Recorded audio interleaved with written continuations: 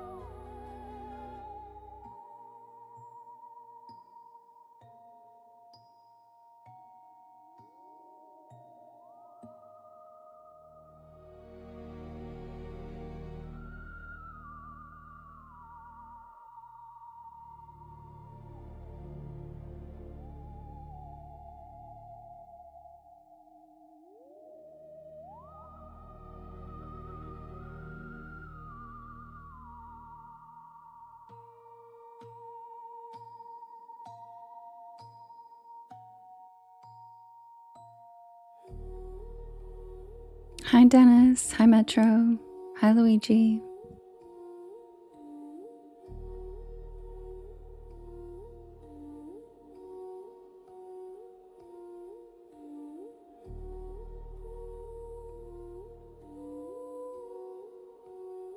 Feel free to write your story requests in all capital letters in the chat, and I will write them down and we can vote on them. I didn't bring any pizza bags, Skrilla. Sorry.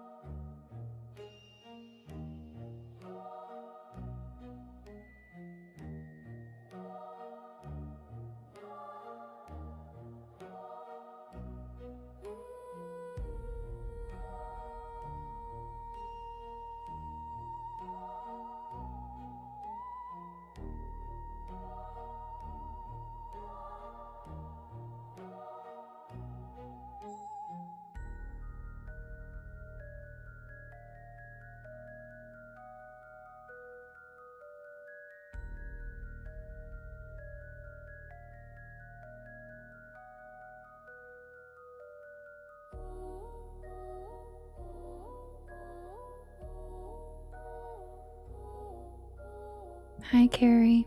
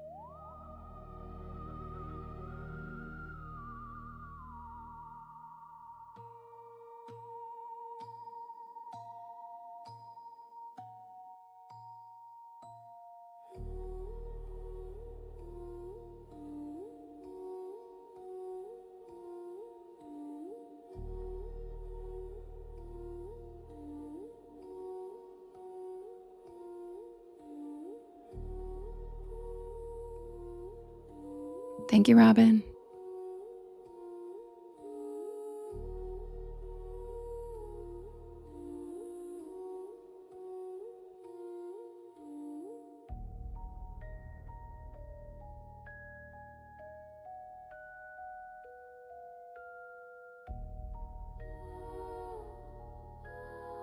Thank you, Dennis.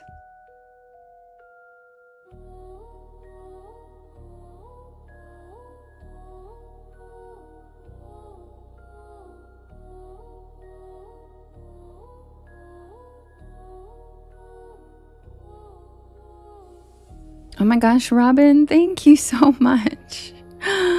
Robin, thank you for helping me with my gallery. That's so beautiful. Jake, thanks for the jellyfish too. Oh my gosh, Robin, thank you for the rockets.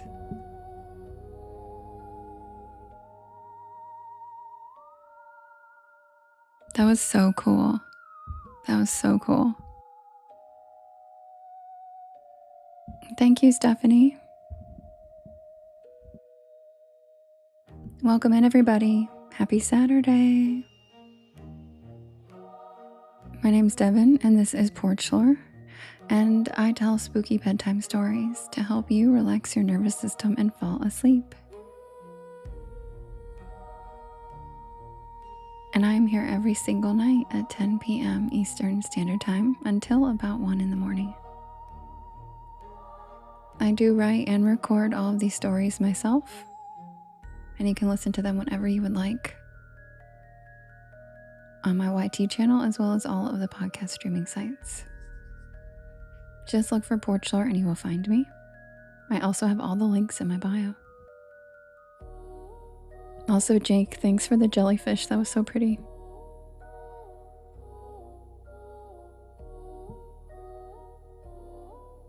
I hope everybody's having a good Saturday. How's everybody's Saturday? If you guys could do me a big favor and hit that share arrow in the bottom right-hand corner, there's a little yellow circle with 2 arrows chasing each other that says repost. And that puts my live into your friends' FYPs and helps us grow our beautiful porch. Also, sharing in your stories and sharing with your friends too. And yes, Holly, thanks for the reminder. Damn it. It's so hard to come up with these.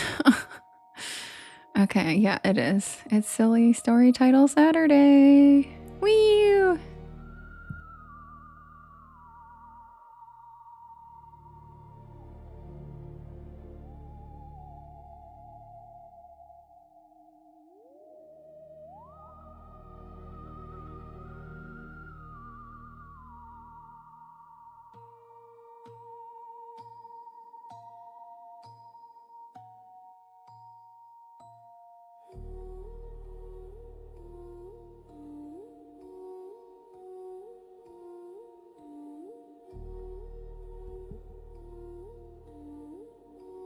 Hey, lovely. Are you able to see the accounts that are muted and stuff? Because Scarlett thinks she's on auto mute or something, because whenever she comes in, she can't comment. And she can't figure out why. And I don't think she's ever been muted, but I don't know if somebody accidentally auto muted her sometime or something.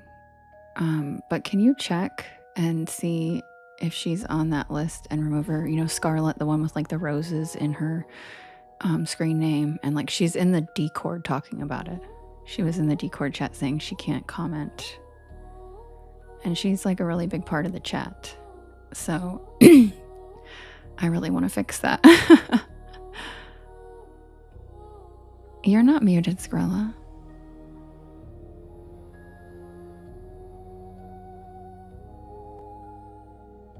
That's okay, Raven. Good, that's the point. And you can always try to listen on YT as well sometime. I knew you would, lovely. I knew you'd help me figure it out, because I don't know what's happening, but I'd like to fix it if we can, because I feel bad for her and I miss her chatting. She's so fun. Plus, I want to hear about her kitty. Hi, Laura. Okay, lovely.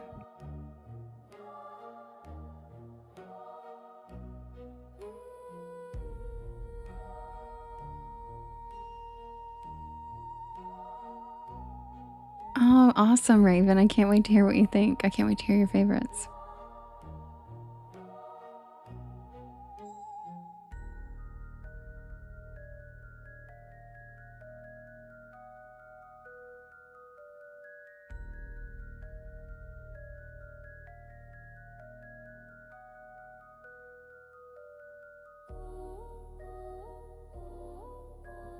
Exactly, Cassie. Happy nappy. You know what? Everybody says that about their. I'm like a cat whisperer. I'm definitely cats love me, and I love cats, and the feeling is mutual. And a lot of people have told me that, and it makes me very proud. Tell your cat I said meow.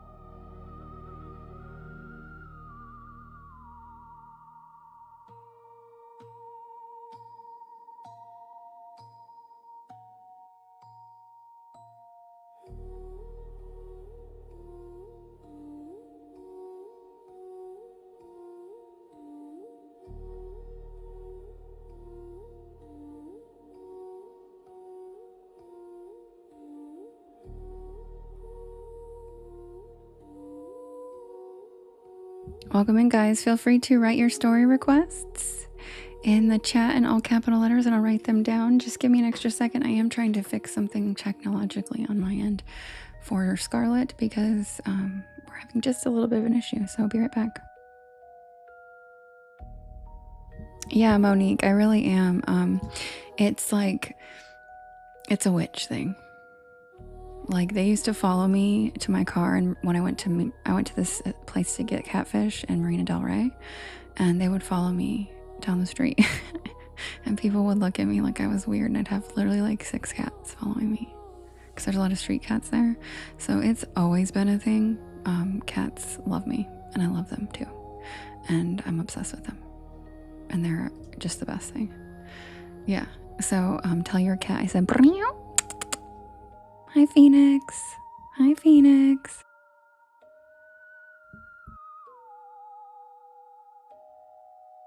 Cats and spiders, which, I mean, can't get really more witchy than that. and crows. Oh, Monique. Yeah, kitties love me. It's a thing. It's been like that my whole life. Like, I have people who have been like, oh, he doesn't let anyone touch him. And then I walk right over and he just like jumps in my lap and I'm like loving on him. Like, I just love kitties. We're very connected. Thank you so much, Dennis, for helping me with my goal. We completed my goal over on YT already. Thanks, Dennis.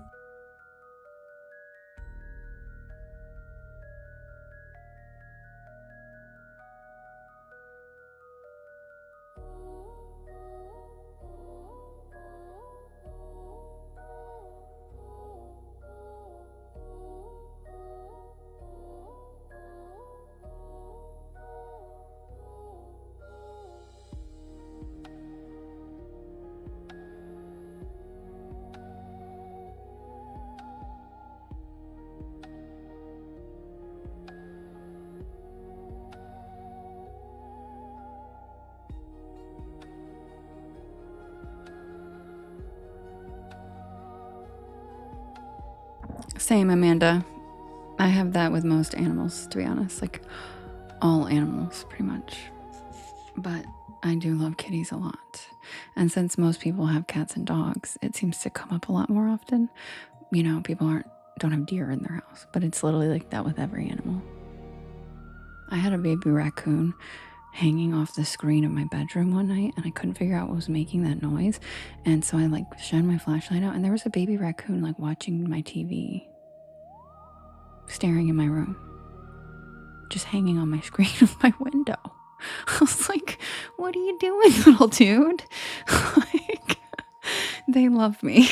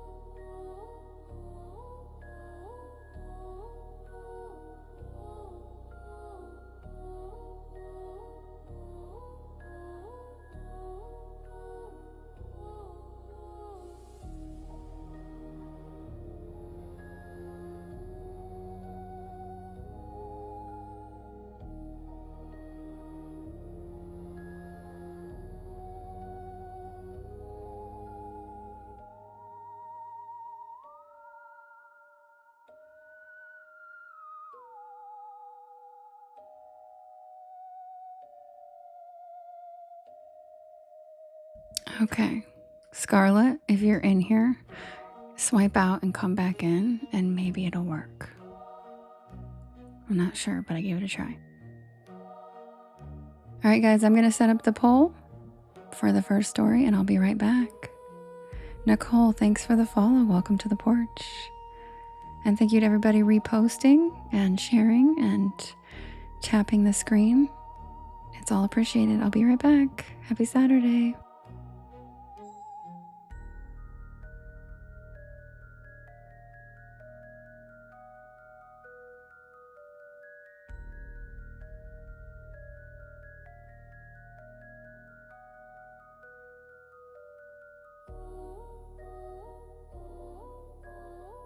Thank you, Jake. I love that thing. That little rocket gift.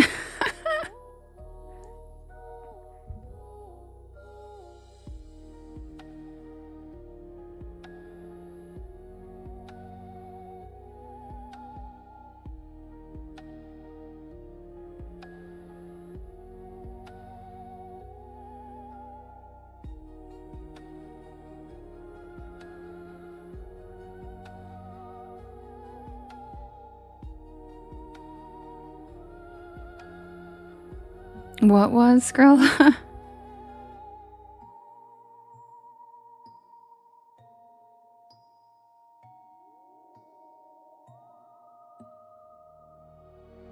I don't know.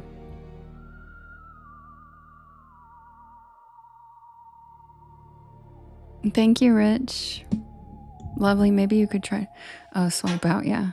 Well, no, I just changed the settings, so I think she needs to swipe out and come back in. Lovely. Maybe if you could try to troubleshoot with her or tell her that in the Discord, because she can talk to us over there.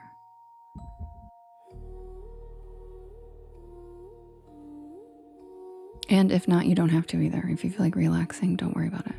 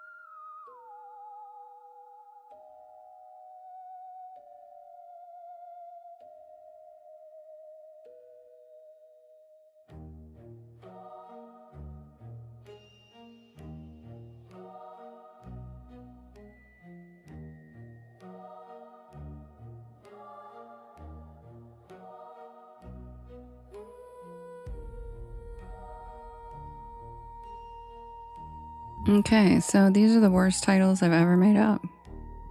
Just an FYI. So, you guys are gonna have to help me with titles moving forward because I'm tired. I did a lot of shit today. My car broke down. I went to Pizza Palooza. I'm just, so my brain is not at the point where I can make up a lot of great titles tonight. So, here we go. We have, oh, it's under review. I guess my titles were not good. We'll see what happens.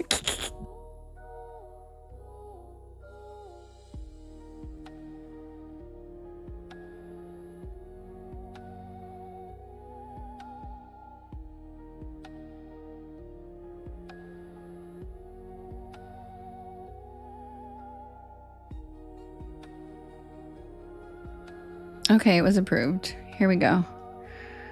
We have Leave the Cannoli. We have You Done Messed Up, AA Rom. Thank you, Eric. Thank you, Katie. Thanks for the metamorphosis. We have Tin Can from Hell. We have They F-A'd and F-O'd. Aw, thank you, Fairy Witch.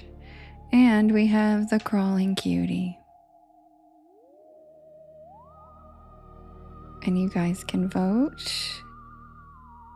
In the top left-hand corner, there's a blue box. Who's it gonna be?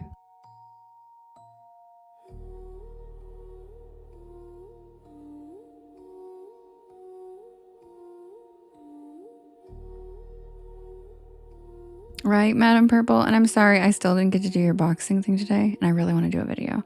And I was going to do it after the Pizza Palooza, but then my car broke down. So it didn't go as planned. I'll do it tomorrow, I promise. Balaki.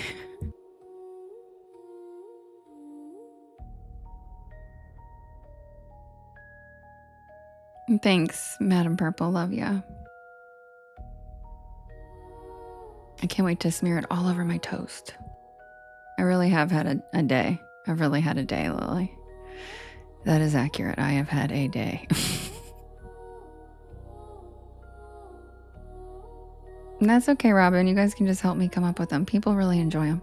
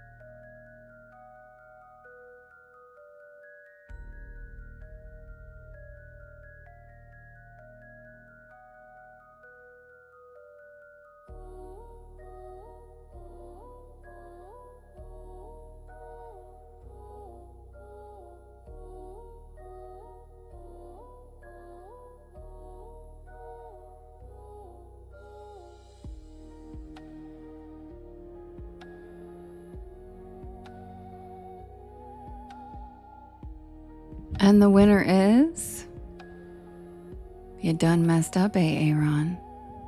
Thank you for your heart, me Skrilla. Thank you for the fireworks, Eric. Caroline, thanks for the cozy cryptid. Aw, thank you, Patty. I'm so glad you've enjoyed it. I'm so glad. All right, you guys. The winner. Thank you, Ava.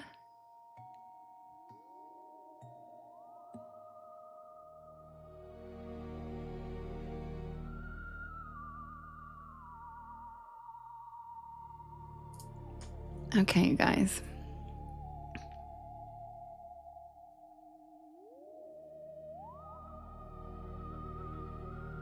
The winner is You Done Messed Up, Aaron. I don't hate you, Skrilla. I said thanks for your heartbeat. Why would I hate you? Talking out loud, that's usually what people do. Is talk out loud.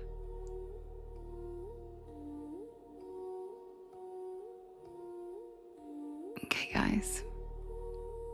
So, You Done Messed Up, Aaron. I'll be right back with that one. What do you guys think it is? What do you guys think it is?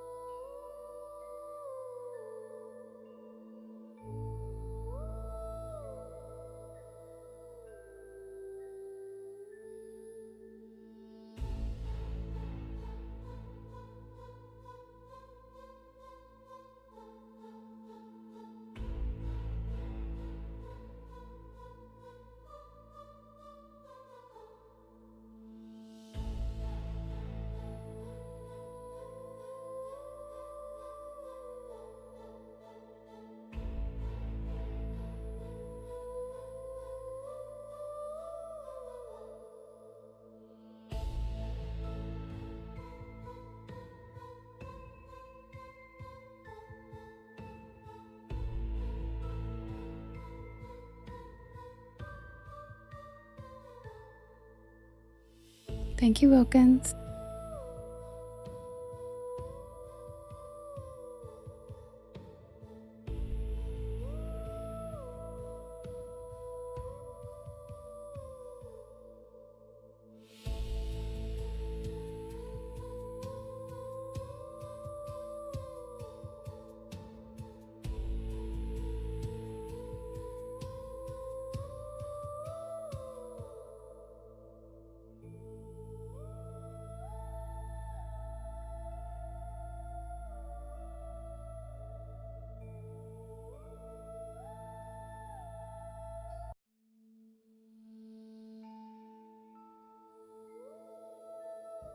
submitted for the approval of the Porch Pal Society. This is the tale of the door in the water.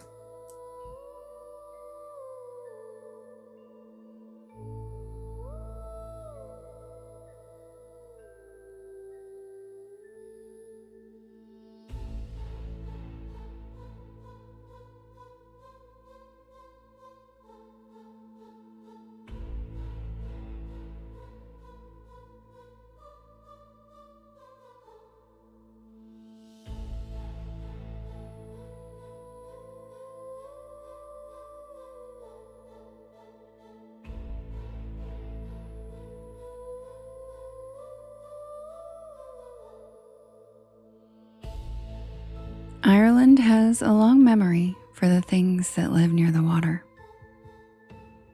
Rivers, lakes, tidal inlets. Places where the land blurs into something deeper have always carried their own folklore.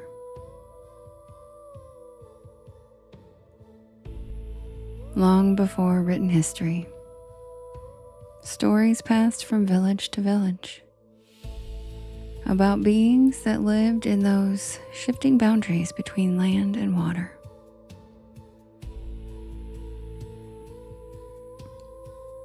Some were said to be spirits. Others were described as ancient races that existed alongside humanity but rarely revealed themselves. And one of the oldest and most widely known among them is the Selkie.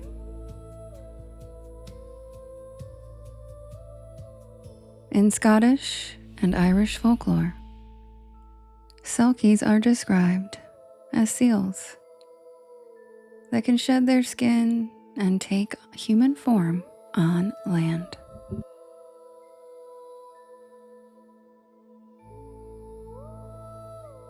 The stories appear in oral traditions stretching back centuries along the Atlantic coast, particularly in places where fishing villages lived side by side with the sea. But the legends don't treat Selkies like romantic fairy tale creatures. Most of the old stories carry warnings. They describe fishermen seeing seals watching them from the water with unsettling intelligence.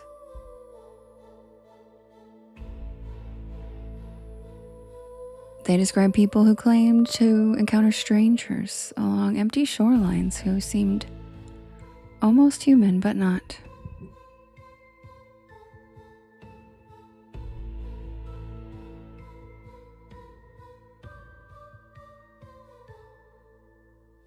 And the most persistent belief woven through these stories is simple.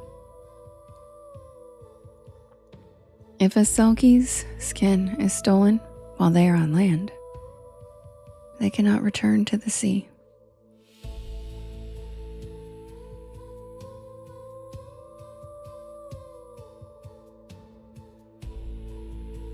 Some folktales describe human men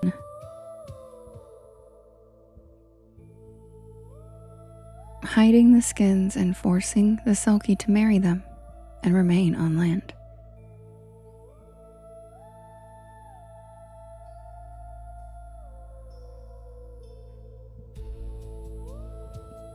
But the ending of these tales is rarely happy, usually resulting in the Selkie killing the human man, finding her skin, and leaving. No matter what life she built on land, no matter who she leaves behind, when given the choice, she will always return to the sea. And the men who tried to remove that choice usually wound up dead. And in some stories, the sea takes something with it when that happens. the man's soul.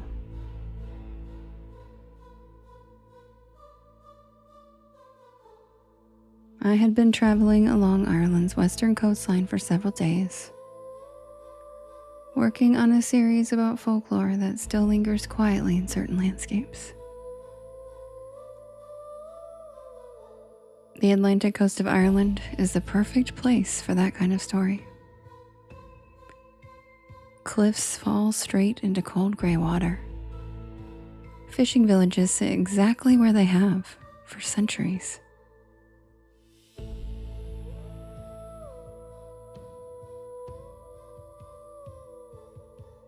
The wind carries the smell of salt and seaweed across miles of open stone.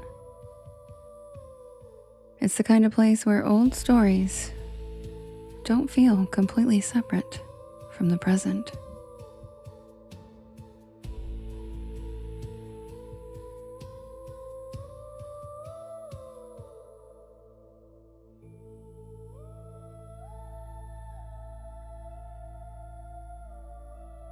Eventually, my route took me to Doolin, a small village perched along the coast, not far from the cliffs of Moher.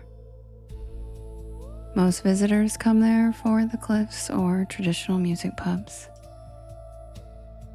But a few miles north of the village sits a narrow stretch of shoreline that locals call the Seal Strand.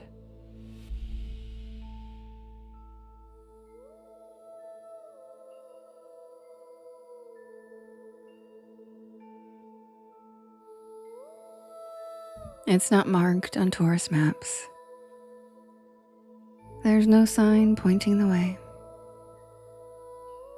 Just a rough gravel track leading toward the water. I found the place late in the afternoon while exploring the coastline. The Atlantic stretched out endlessly beyond the rocks, gray waves rolling slowly toward the shore. A handful of seals were resting on black stone ledges near the waterline.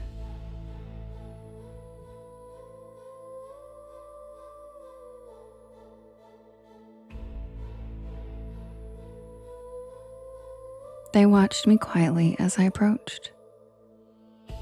Seals are common along the Irish coast, so at first, the sight didn't seem unusual. But the way they were watching me did. They weren't startled. They didn't slide back into the water like most seals do when they get close to people. They just stayed there watching, following my movements with their eyes. The tide was beginning to fall, exposing long stretches of slick rock that hadn't been visible earlier. Pools of seawater collected in the crevices reflecting the dimming sky. I walked along the shoreline for a while, filming the seals from a distance and listening to the steady rhythm of the waves.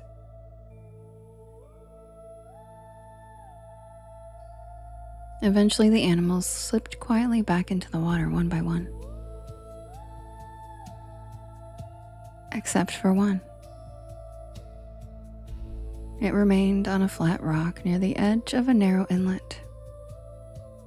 A large gray seal. Its head tilted slightly as it watched me. The sun dipped lower. Shadows from the cliffs stretched across the water. And that was when I noticed something strange along the far side of the inlet. A figure on the rocks. At first, I thought it was another visitor watching the sunset too. But something about the posture caught my attention. They sat perfectly still and barefoot. Long dark hair moved gently in the wind. I assumed they simply hadn't noticed me yet. The inlet was quiet, except for the sound of waves brushing against the rocks. So, I walked a little closer. And that's when the seal on the rock behind me slipped into the water.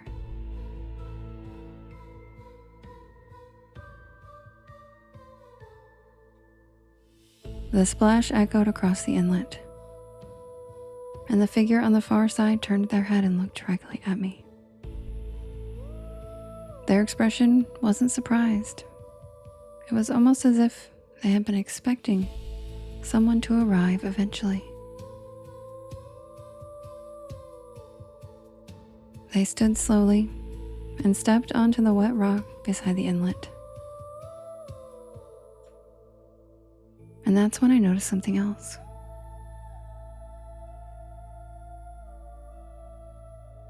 Their clothes lay folded neatly on a nearby stone. And beside them, something dark and heavy.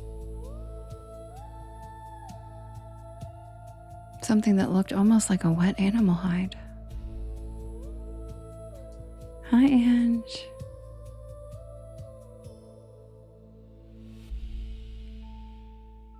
For a moment, neither of us moved. The wind picked up slightly, pushing small waves through the narrow channel between the rocks. The figure studied me with a calm, steady expression.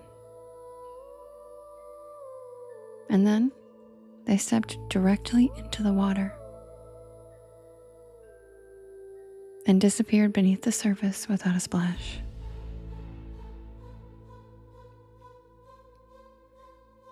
I stood there waiting for them to reappear.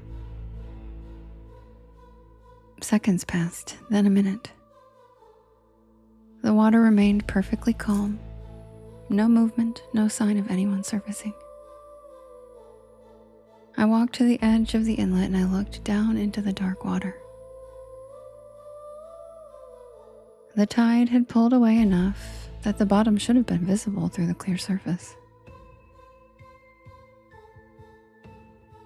But the channel dropped deeper than I expected.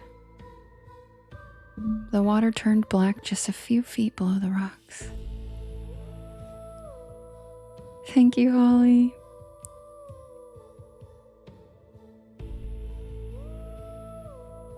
As I leaned closer, something moved beneath the surface, slowly rising upward. It was the gray seal from earlier. It broke the surface of the water. Thank you, Whitney. Only a few feet from where the figure had vanished. It floated there quietly, looking up at me. And in that moment, the strange thought crossed my mind. That maybe I was looking into the same eyes that had been watching me from across the inlet.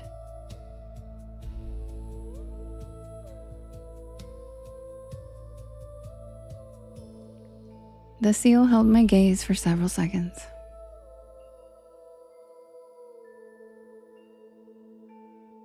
Then it slowly turned toward the rock, where the folded clothes still laid.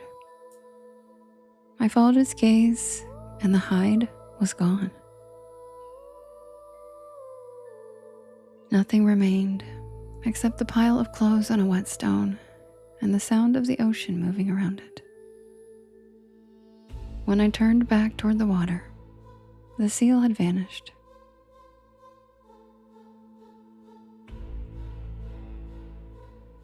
Night was settling over the coastline by then.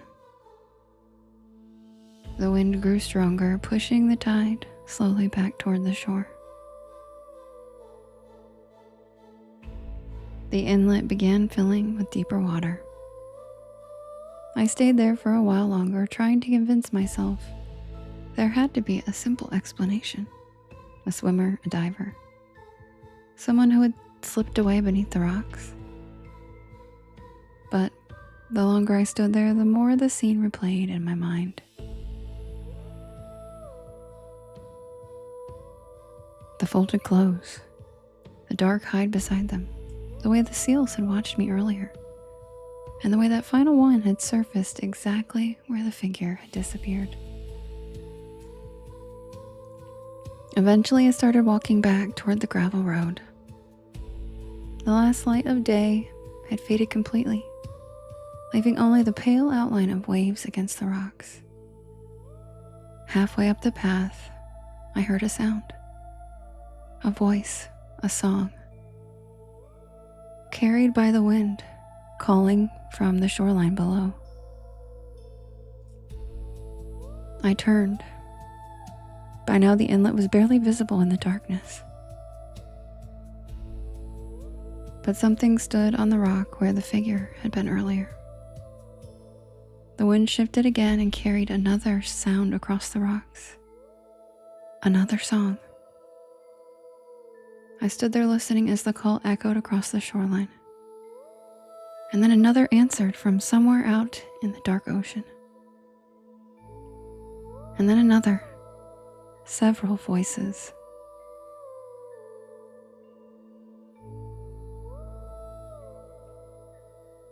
The figure on the rock didn't move, simply watched the water, waiting. The tide continued slowly rising, the cliffs filling the inlet and reaching the rock. And just before the waves covered it, the shape disappeared beneath the water, as if it had always belonged there. I stayed long enough to watch the tide swallow the inlet entirely. The ocean grew quiet again. The rocks vanished beneath the dark surface. Nothing remained except the sound of the waves and the wind moving across the cliffs. But as I finally turned back toward the road, one thought kept circling in my mind. In all the old Selkie legends, the creature only returns to the sea after finding its skin again. If that dark hide on that rock had really been what it looked like, then the question is not whether I had seen a Selkie that evening. That wasn't the unnerving part. The horrifying thought to me was, who was the sick human being that took her skin? And where is he now?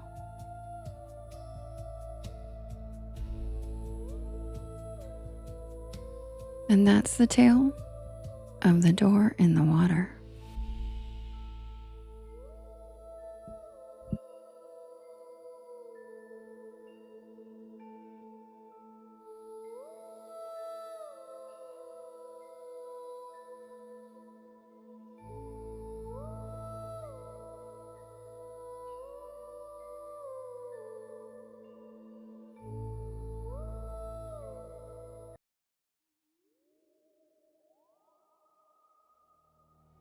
Hi, Possum. Hi, oh so very ordinary. Thank you, Maria. Hi, Songbird. Thanks, Michelle. Welcome in, everybody. My name is Devin, and this is Porch Lore, and I tell spooky bedtime stories to help you relax your nervous system and fall asleep. And I'm here every single night at 10 p.m. Eastern Standard Time. Thanks, Rachel. I love that one. Thanks, Jennifer. I'm here every night at 10 p.m. Eastern Standard Time until about 1 in the morning. And I do write and record all of these stories myself, and you can listen to them on my YT channel, as well as all of the podcast streaming sites. Just look for Porch Lore and you'll find me. I also have all of the links in my bio. Now I'm going to set up the next poll for us to vote for the next story. And if you guys could do me a big favor, could you hit that share arrow in the bottom right hand corner? And there's a little yellow circle with 2 arrows chasing each other that says repost. And that puts the live into your friends' FYPs, and it helps us grow this beautiful porch. Thanks, Jennifer. I know, Aqua, the pickle pizza was so good. It was so good. It was so good. Like, I want more. I should have gotten a whole pizza. I regret it. But it was good. And I'll be right back with the next poll. Thanks for sharing it out, reposting, sharing to your story, all the taps. Thank you so much.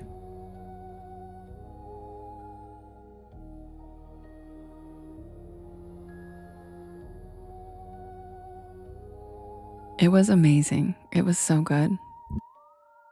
And it was like a white pizza. It didn't have red sauce. Oh my God, it was so good.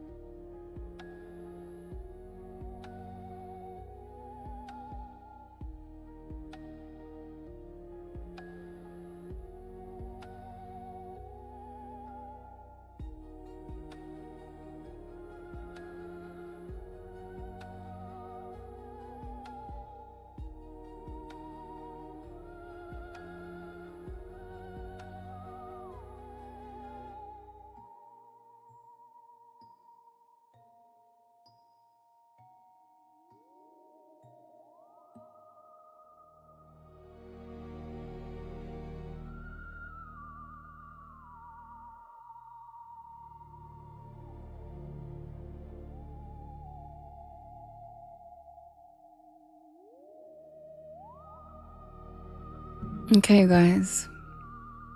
The poll's ready. We have Leave the Cannoli. Oh Lord, she comin'. The Tin Can from Hell. Ring Around the Rosie. And Yeehaw, more like ye know. I can't even say it. It's so stupid. You can vote in the top left-hand corner. There's a blue box.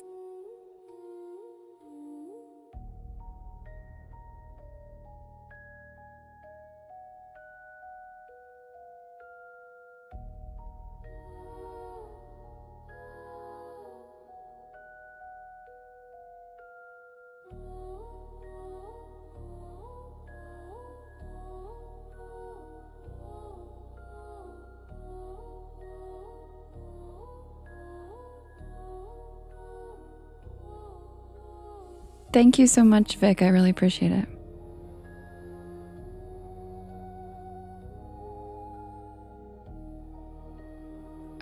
Oh, don't worry, lovely.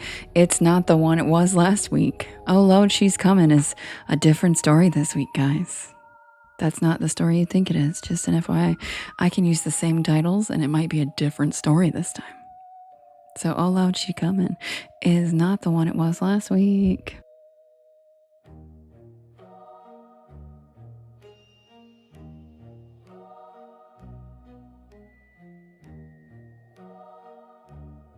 Hi, Gobbler. Hi, Rochelle. Hi, Leela.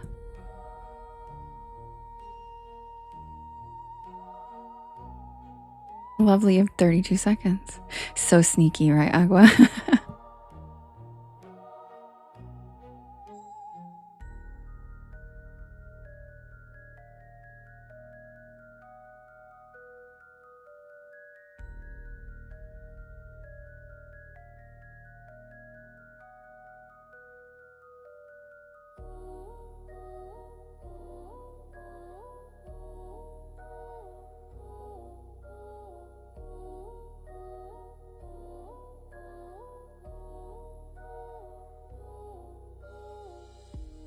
And the winner is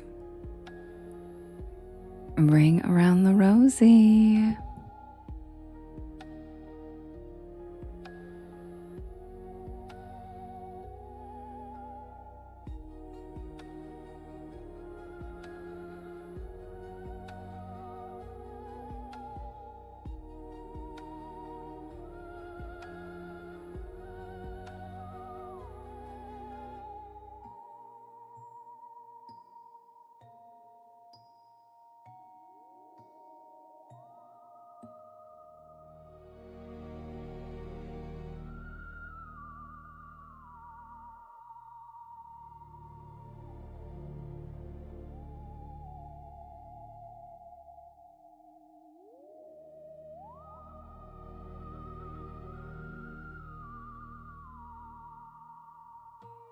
Thank you, Eric.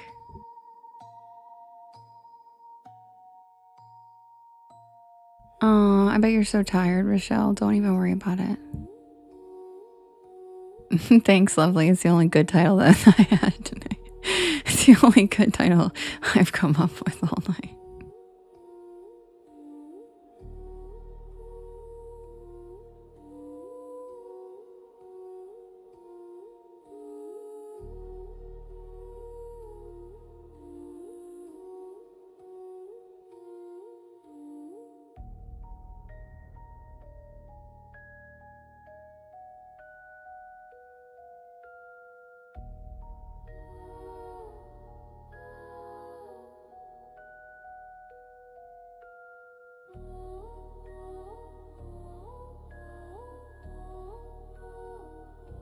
Thank you, Songbird.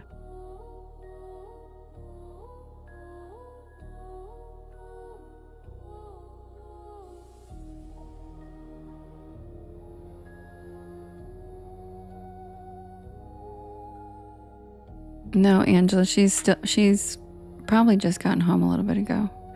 She lives like an hour and a half away. But my car died and she saved me. She jumped my car. Yeah, she's the awesomest. She jumped my car because my battery died at Haroon Park. And I was like, what the? So I have to go get a new battery tomorrow. But I'm so glad she had the car and I had the jumper cables. She was like, I don't have jumper cables. I was like, bitch, I do. I think I ride around on the road this much without jumper cables. And then it was cute because my dad was like, your friend just carries jumper cables around? I was like, no, I had them. And he was so proud of me.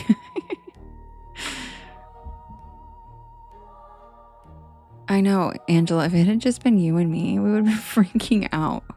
We would have been freaking out. If Ange had been there, she was so calm and collected about it. She knew exactly what I was like, oh my God. Oh my God. Like, I do not like when, things like that. When car stuff, it goes back to a trauma, I will admit. But when car things happen, I do not handle it very well. And it goes back to some trauma things, but I will just say that thank God Ange was there because I was about to cry. I was about to start crying. And I was the only person left at the park and it was getting dark. And I was gonna I honestly could have walked to my mom's house from where I was, but I was about to cry. No, Rochelle, my car's old, girl. My car's old. I'm just gonna get a new battery. It's a long story, Angela. We tried it ended up being a kitten rescue.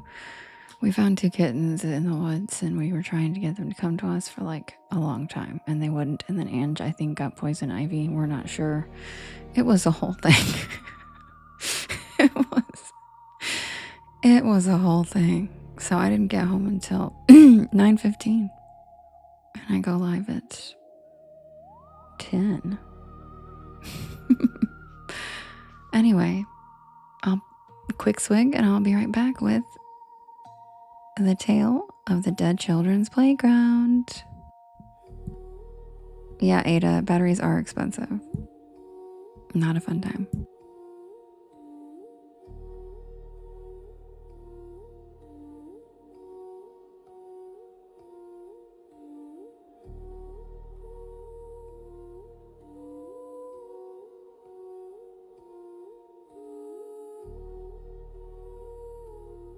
And we weren't even able to get the kittens. So I'm not even kidding. We're going back tomorrow. Angela's driving back down here tomorrow with a live track again tomorrow after I get my battery placed.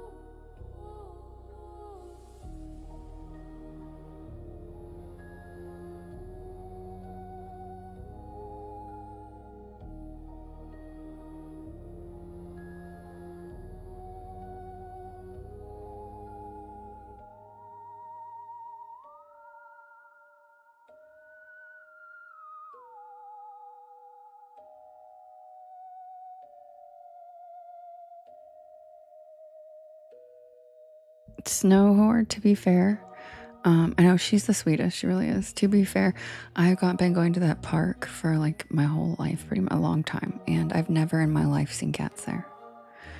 So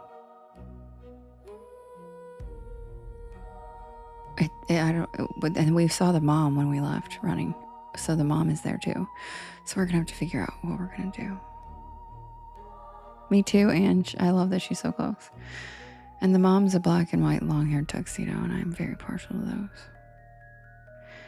Yeah, exactly, Angela. I've never seen cats there in my life. We think somebody dumped them there. And, but I see deer there every time. Yeah, the deer and I are homies there. I actually chased some teenage boys out of there with a deer. What was rude? What was rude, Ange? But yeah, the teenage boys. I chased them out of the bar. Oh yeah, dumping, yeah. But the teenage boys were throwing things at deer one time. And I was like, Hold on, you guys. Same park. Sadly, Angela, a lot of people. It's just crazy to me. But one person's trash is another person's treasure. And I'll tell you what, there were two that we think we saw, and one was an all black baby kitty, and the other one was a longer haired yellow tiger. And you were like, small sir? Yeah, dude. Angie's gonna take the black one. But I feel now that we saw the mom, I'm like, what are we gonna do about that? Because the babies look small. I'm like, I don't know if we can separate him from the mom yet. We might have to take him to a shelter or something. I don't know. He was throwing sand at a sea turtle. I would have, yeah.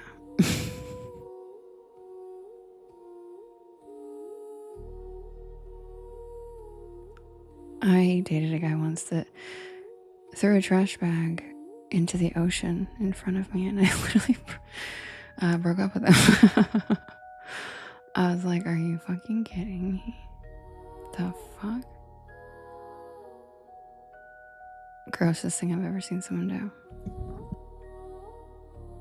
You said small sir. I love that. That's so you, Angela. You totally would say, small sir, do not do that.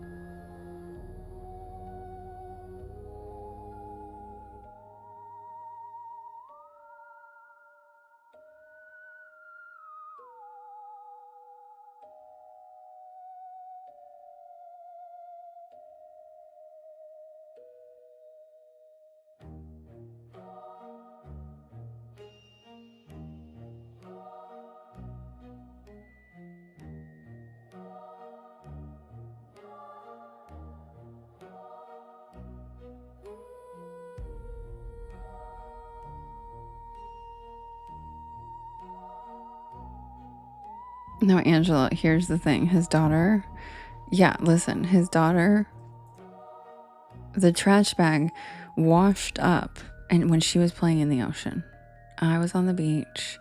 I don't even know what the hell he was doing. And I'm not gonna lie, I was already going to break up with him at the end of the trip. So this was just like that's it type of moment. So the trash bag washes up at her feet or whatever, and the little girl does exactly what you're supposed to do. And she picks it up and she carries it to her dad and goes, Dad, I found this in the ocean. And this motherfucker goes, ew, put that back. And he throws it in the ocean. And I freaked out. I was like, you are a lazy son of a bitch. There's a trash can right the fuck there. And I ran into the ocean. And guess what? Because I ran into the ocean, I had just applied sunscreen, but I realized it wasn't waterproof. I didn't know that.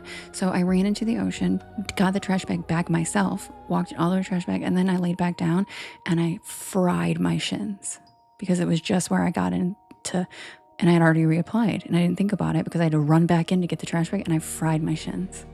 I was like, you know what? Yeah. Why not take exactly, you guys? And I was like, you're just ew. Look how lazy, ew.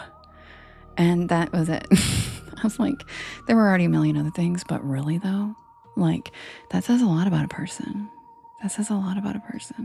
It was a jellyfish. No, it wasn't just. Can you imagine if it was a jellyfish? Love you, Brooke.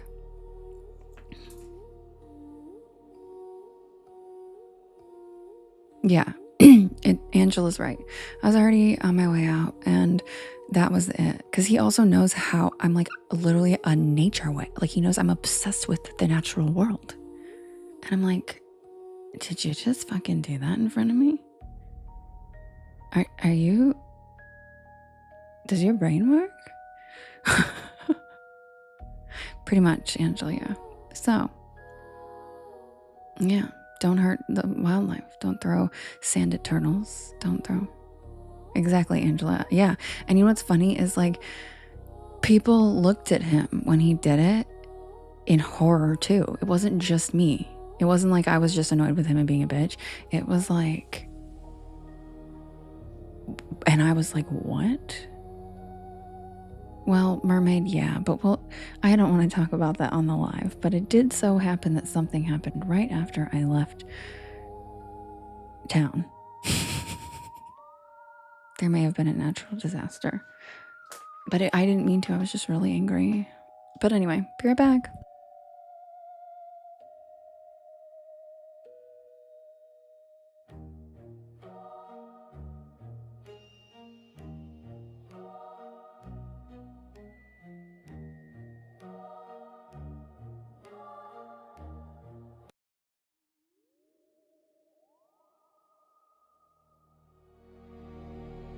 Exactly, Skrilla.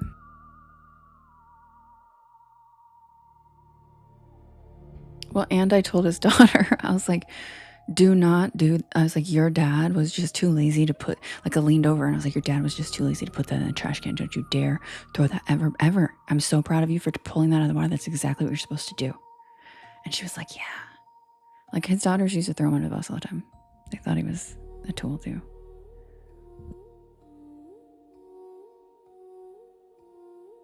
He wasn't really a tool. He was a nice guy, but he's just very lazy.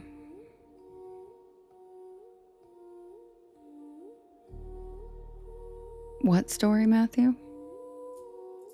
Thank you, Third Gear. Exactly, Rich. Gaia.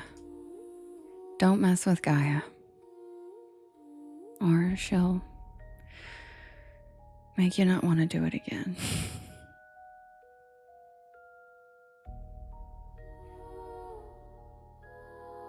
Hi, Wong. How are you, Wong?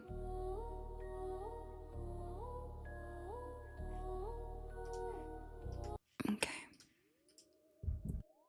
It's funny you say Gaia, Rich, because like I'm not really a big believer in deities or anything like that, but because I just believe there isn't really a human form to the stuff that we talk about, but Gaia is my actual preference of what I call like the earth entity, you know? That's the one I prefer. So I love that you chose that because most people don't know that.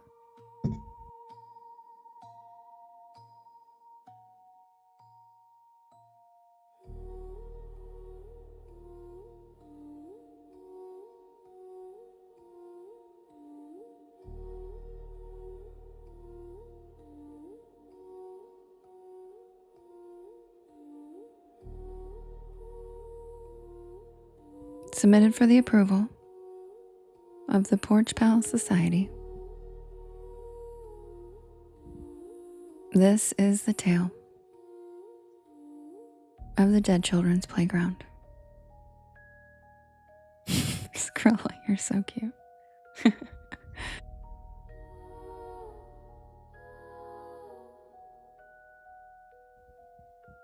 The first time I heard about the Dead Children's Playground in Huntsville, Alabama,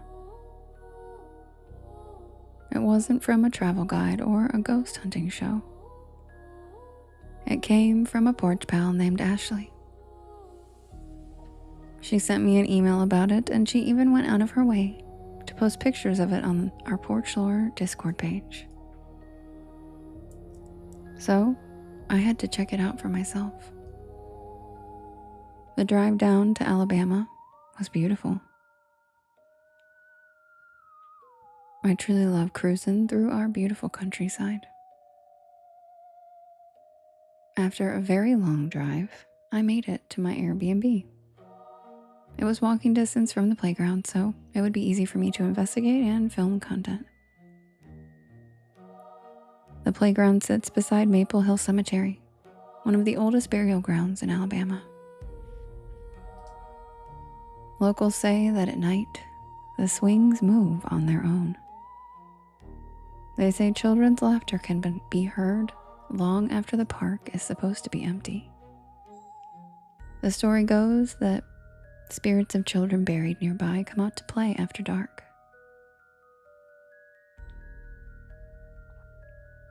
Yes, all of mine are true. They're all based on real folklore. The first day I was there, I decided to go for a walk around the neighborhood. There were a lot of historical things in the area. Not just the cemetery. Plus, I thought it'd be better to check it out at night. No, don't feel dumb, Ava. That's okay. Yeah, I choose different folklore to share with you guys from all over the place. These are all real, like Hug and Molly. That's a real story too. Like they're all based off of folklore usually. Except for the one where I went and did the social media thing.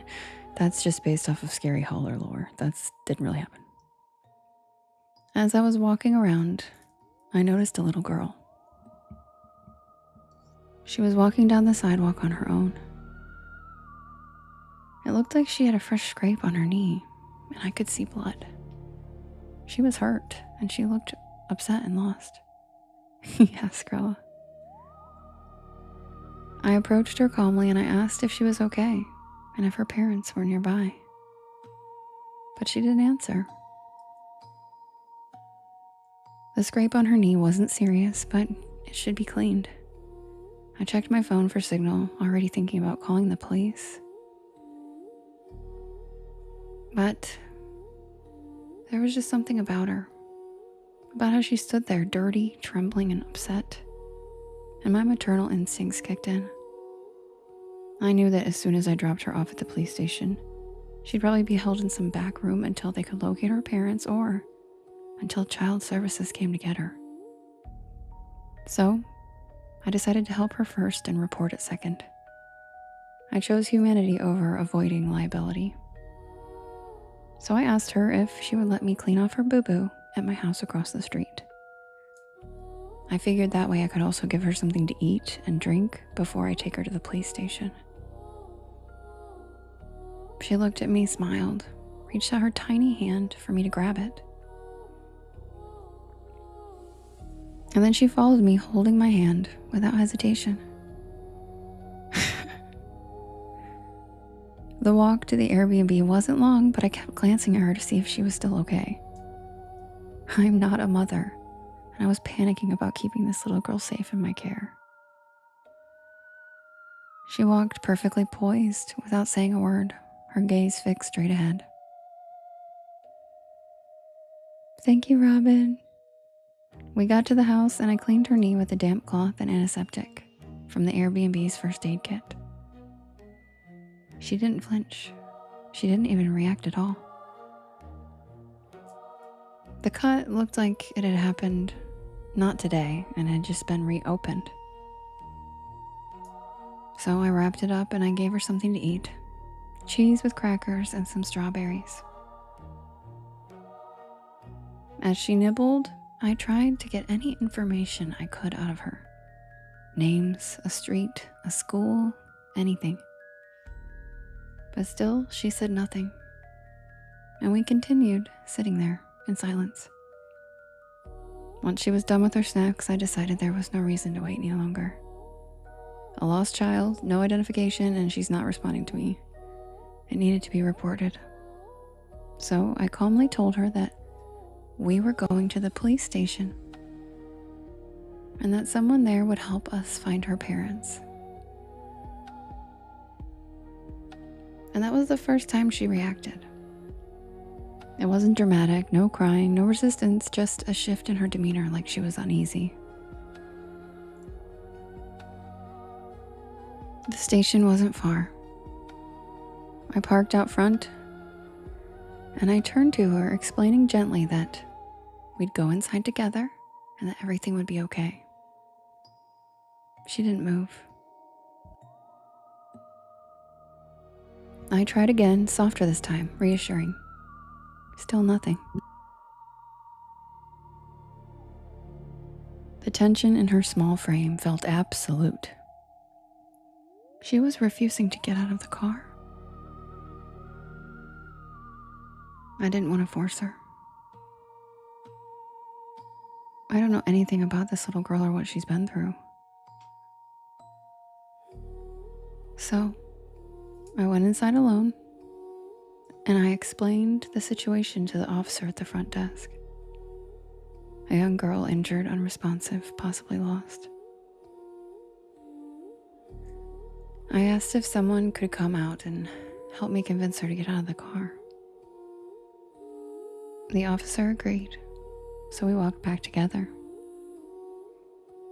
I remember reaching the car first and reaching for the door handle, already turning to try to explain her behavior, her silence, her fear. And then I looked inside and the back seat was empty. My car was empty. She was gone. The officer checked the surrounding lot, the sidewalk, even behind the building. There was nowhere she could have gone in the time it took me to step inside. Eventually, the police took down a description of her and told me that they'd keep an eye out.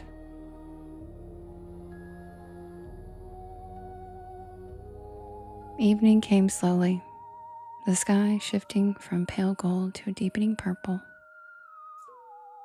I had driven across town to run a few errands and to pick up some dinner when I noticed her. A little girl. She was just walking down the sidewalk, terrified and lost. Relief hit me first and then confusion. How did she get this far from the police station so quickly? I stopped my car beside her and I rolled down the window, and she smiled. And I asked her how I could help her. I told her that I just wanted to help her find her parents. And then she nodded back at me and hopped right back into the car. The sun was setting by this point. The roads grew quieter as we moved away from the center of town.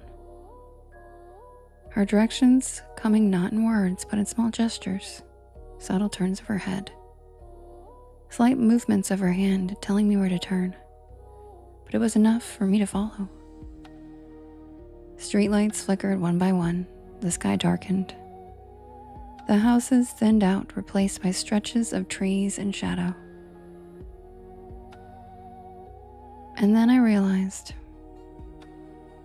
we've arrived at the entrance to Maple Hill Cemetery. The iron gates silhouetted against the last light of dusk. I parked, and we sat there in silence. And then I looked past her at the rows of headstones disappearing into the dark. And I saw two figures standing there as if they were waiting for her. She leaned over and gave me a sweet little hug, and her skin was ice cold for a little girl who had been walking all day in the Alabama sun. Then she hopped out and walked toward the edge of the playground where it met the first row of graves. I only saw the silhouettes of the two figures that I believed to be her parents, and the blinding glow of the setting sun. I put my hand up to shield my eyes from the sun to get a better view, and the little girl and her parents were gone. I got out and walked the entire grounds of the playground and cemetery looking for them, looking for any sign that other living people had been there, but I found nothing. I don't know why that little girl's lost spirit chose me, but I hope being reunited with her parents helps them all move on.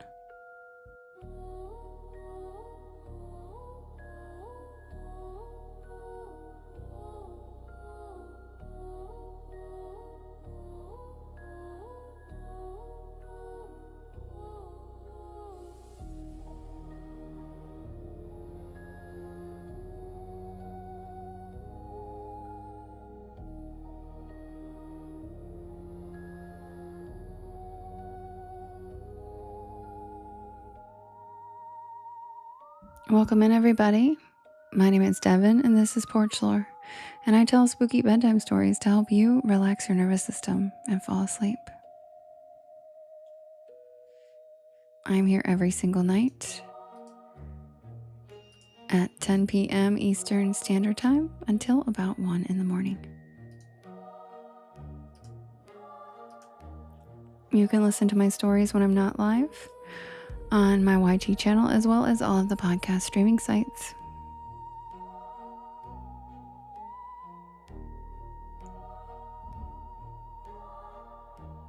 Thank you, Skrilla, for the groove clarinet and the rhythm bot. I'm going to set up the next poll for us to vote for the next story. And if you guys could do me a big favor while I'm doing that, if you could just hit that share arrow in the bottom right-hand corner. There's a little yellow circle. You can always redo it and undo it and redo it again too, which just like resets the algorithm. But there's a yellow circle with 2 arrows chasing each other that says repost. And that puts the live into your friends' FYPs, and it helps us grow our beautiful porch here. Thank you, Gamp. I appreciate it. Also, sharing to your stories and sharing with your friends helps too. And thank you for all of the taps. We're already at 113K. I appreciate everybody tapping the screen. Happy Saturday. I hope you guys had a great weekend so far.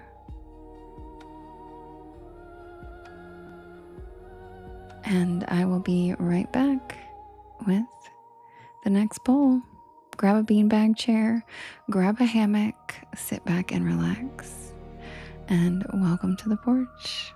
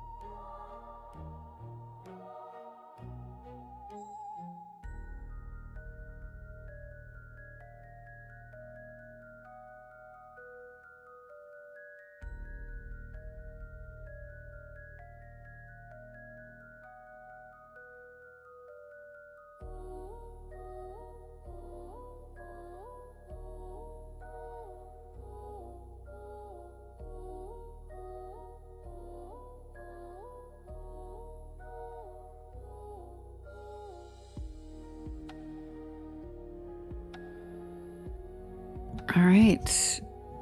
Good night, Ange. Love you. All right. This silly story title Saturday continues, and this is another terrible batch of titles. Let's see here. We have Terror in a Tent. We have Out Loud, She Comin'. We have come get your kids. We have Granny gonna get dropped. And we have she's a real boo-itch. You can vote in the top left-hand corner. You can vote up to 50 times, and you can vote for more than one story. Who's it gonna be? Terror in a tent? Oh Lord, she coming. Come get your kids. Granny gonna get dropped. Or she's a real boo-itch.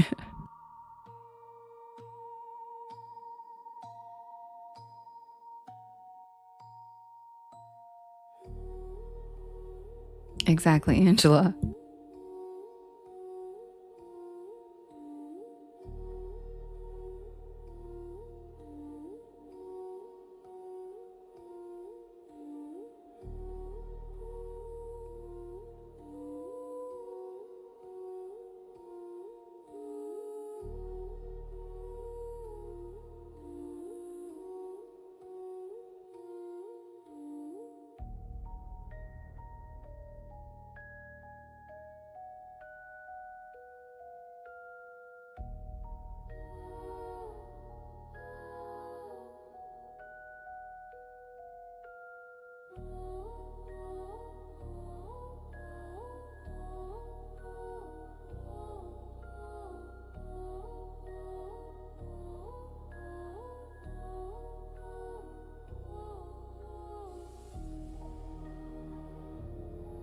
Angela, I don't know if you've been here for the silly story title Saturday and Sundays, where I change the titles to ridiculous things so that stories that don't usually win.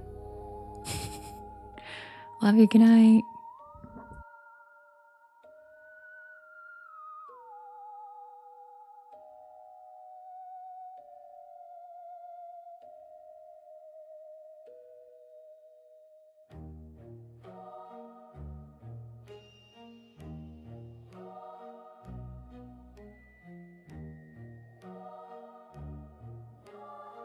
Oh Lord, she came in on a sneak attack. Lovely, did you snipe that? Where's Lovely?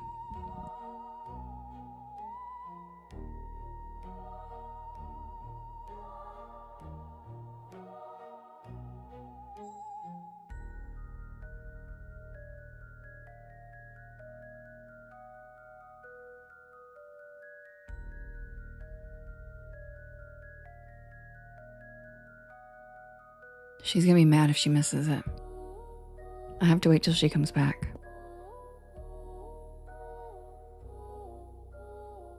I know, Viola, I don't know why they have the limit. It's so weird.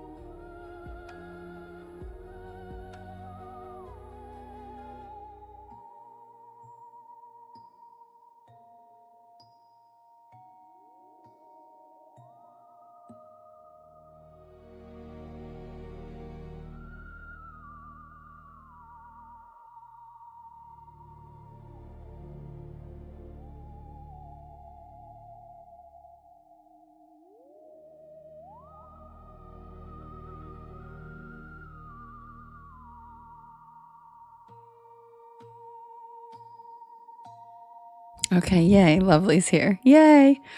Okay, the winner is Oh Lord, she coming. And Lovely wanted to know what story that was this week.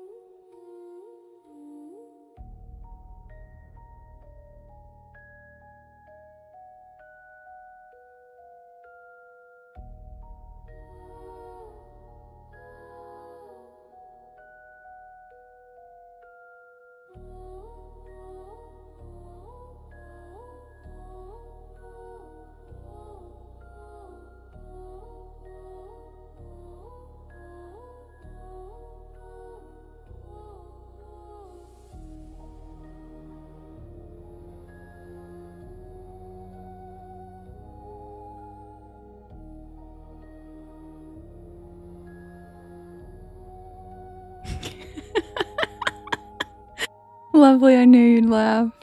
It's Skrilla's story.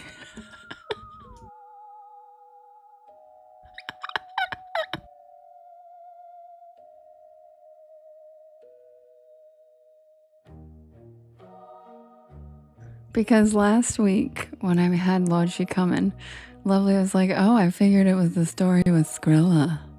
I figured it was the story with Skrilla. So I did it for her.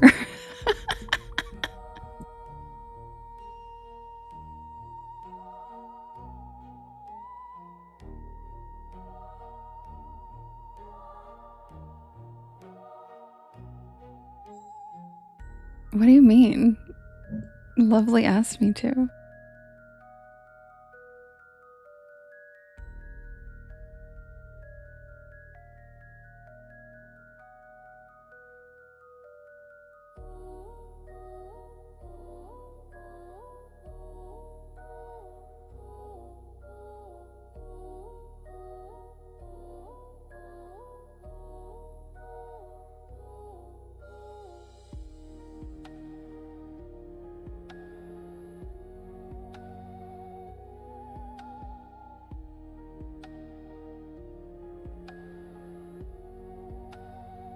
Brandon said, terror in the tent with Grandma.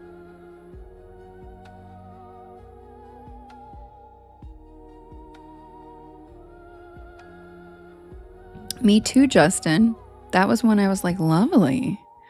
Oh my, because I didn't get it at first. I was like, why would that be the story? And I was like, oh, I was like, lovely. Oh my God. But okay. Yeah. Yeah.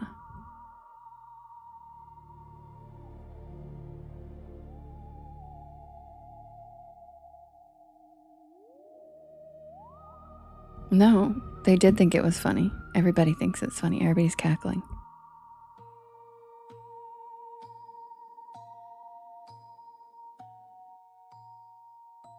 Submitted for the approval.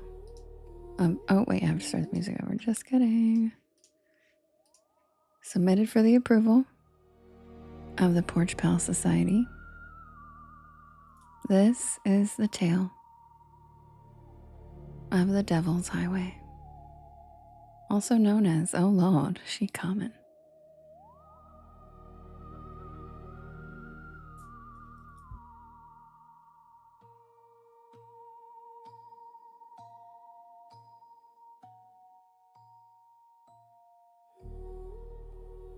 Oh God, really, lovely? Oh no. Oh no.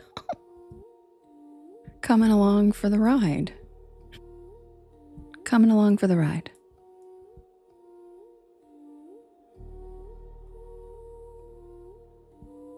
Her son just asked her, tell him it's coming along for the ride.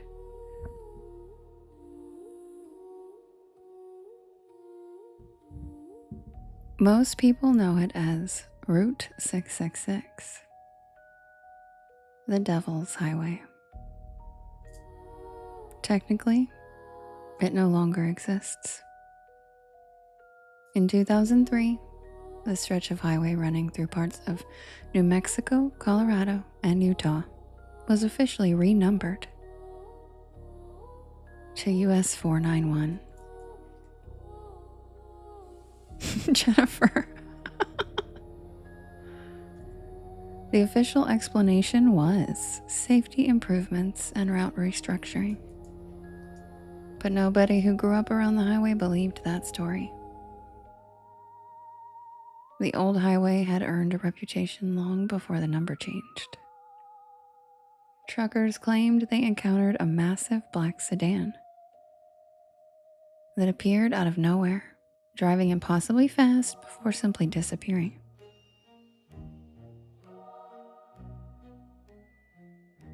Others reported being chased by a pitch black vehicle with no license plate and no visible driver. There were stories of phantom semi-trucks that barreled directly toward oncoming traffic before vanishing inches from impact. The older stories came from people who lived near the highway. They described seeing cattle gathered silently along the roadside. Not grazing, just staring. Entire herds standing perfectly still for miles. Others claimed to have encountered unnaturally aggressive animals that refused to move out of the road. Ranchers occasionally spoke about livestock found mutilated under strange circumstances, feeding rumors that something darker wandered the desert after dark. Thank you, Gemini.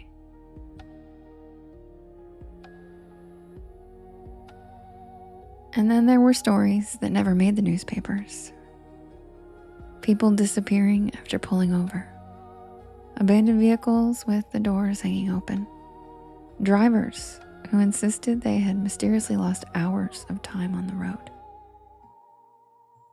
Now, whether those accounts were true didn't really matter, because Route 666 had become one of those places where every strange thing that happened was absorbed into its mythology until the road became an entity of its own. Now, I'd never even heard of the road until Ben, also known as Skrilla. He casually mentioned it to me because he knows I love spooky and unexplained. And as someone whose love for the open road runs deep, I knew I had to cruise that stretch of asphalt for myself. And I was hoping to drag Ben along with me. Neither of us really believed in cursed highways, but we thought it would be a fun weekend. We crossed into northwestern New Mexico just after lunch. The landscape slowly emptied until there was almost nothing left, except tan mesas, dry washes, weathered fences, and endless sky. It was beautiful. It always seemed like horror movies exaggerated how isolated places like this felt, but they didn't. You could drive an hour without seeing another vehicle, sometimes longer. Every now and then we'd pass faded memorial crosses planted along the side of the road. 1 became 5. 5 became 20. By late afternoon, I had stopped counting. Ben finally pointed out what I had been thinking. There were an alarming number of memorials on this road. The road itself wasn't difficult to drive. Long, straight stretches, gentle hills, good visibility. Nothing about it explained why there had been so many tragedies on this lone stretch of road.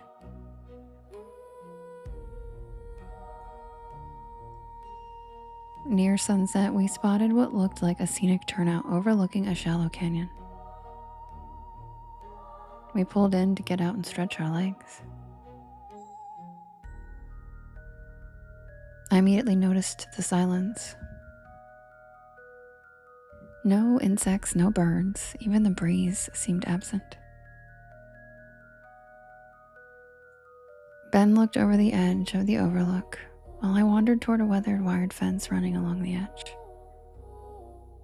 And that's when I noticed the cattle. Maybe 30 of them, spread across the desert below. None of them were eating. None of them were lying down. Every single one of them was facing us. I pointed them out to Ben and he laughed at first, but then his smile disappeared when he realized they weren't moving. Not one flicking an ear, not one swishing a tail. It looked like someone had paused reality. We stood there for nearly a minute. Ben finally shrugged and headed back toward the truck.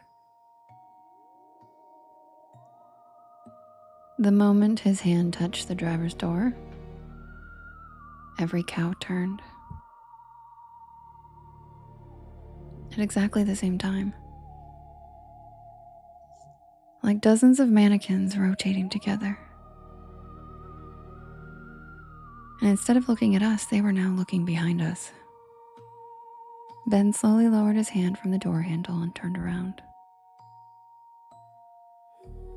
There was nothing there. So I ran back over to the overlook and I looked down to see that all of the cattle were gone.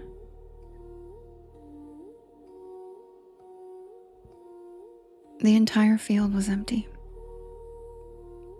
What the actual? Ben came running over, firmly grabbed my hand, and sternly said, "Devin, respectfully get your ass back in the truck now." Fair enough.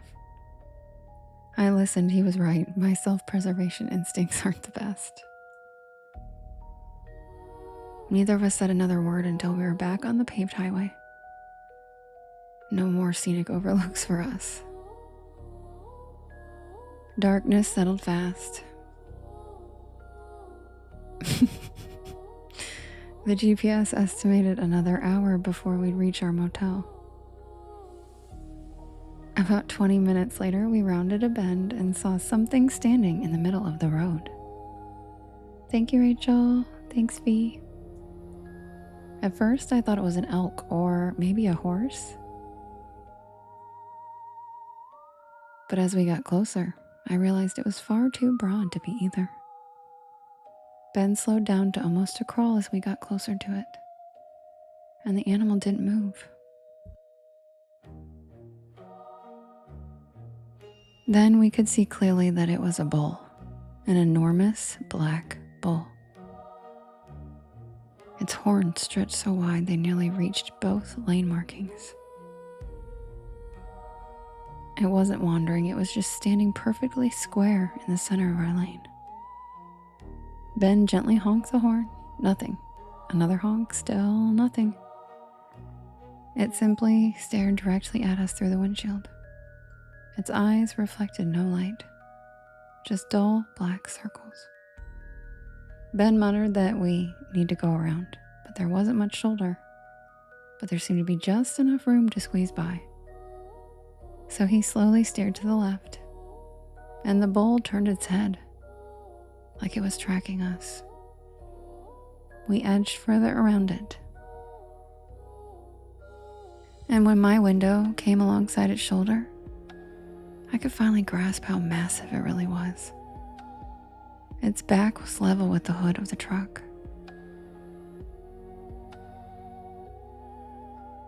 Then Ben accelerated, and we cleared it.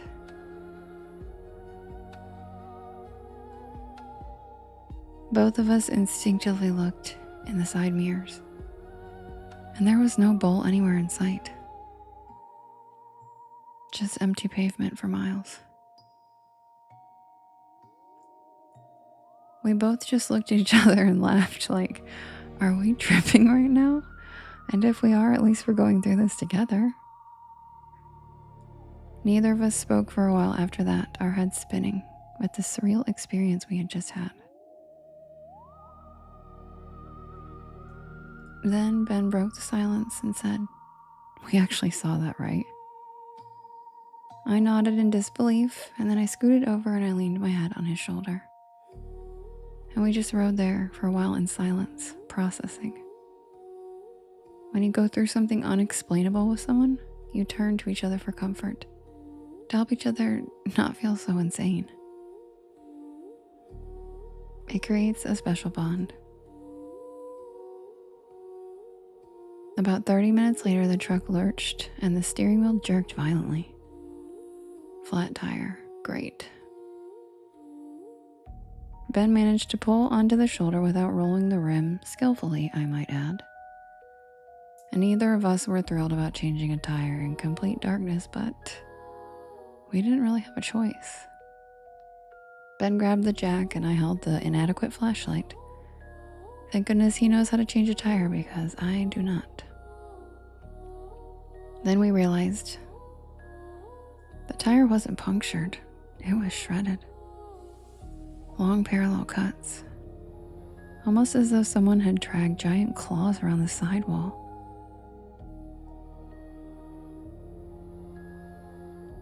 Ben crouched lower and he suddenly froze and pointed underneath the truck. There were fresh footprints, not human. 4 toes, long claws, each print nearly twice the size of my hand. And they didn't approach the truck, they came out from beneath it. I remember that detail because it made no sense. The prints began directly under the rear axle.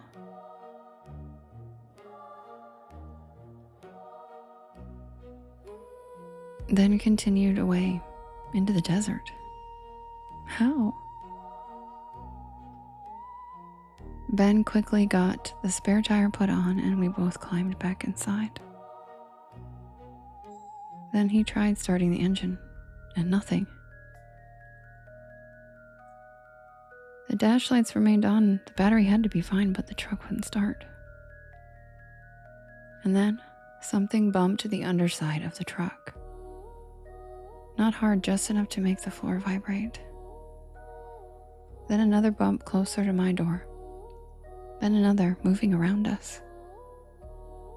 Whatever it was stayed below the window so we couldn't see it.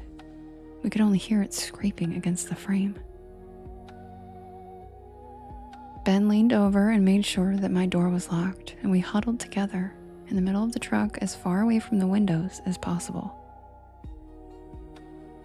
Neither of us took our eyes off the windows. Minutes passed, but it felt like hours. Then I noticed movement in the passenger mirror. Something low and black running alongside the truck. It disappeared before I could focus on it. A second later, it flashed past Ben's mirror and then mine again. Thank you, Rachel. Circling fast. It kept staying below the window level, almost like it knew exactly where we couldn't see it. The truck rocked. Once, twice. Hard enough to make the suspension creak. Ben whispered that whatever it was trying to tip us. Hi, Ange. The third shove lifted my side several inches. I heard gravel sliding underneath. Another hit. Harder. This time the truck actually shifted. Then came a sound I'll never forget. It sounded like heavy breathing, directly beneath our feet. Ragged, deep, and slow. Like something enormous had crawled underneath and stopped to catch its breath. The floorboard slowly bowed upward, just slightly. Something was pressing against from below, and the metal groaned. The jack, which Ben had accidentally left outside, suddenly flew from underneath us and disappeared into the darkness. Thank you, Cam. Not rolled, it was thrown. We both saw it.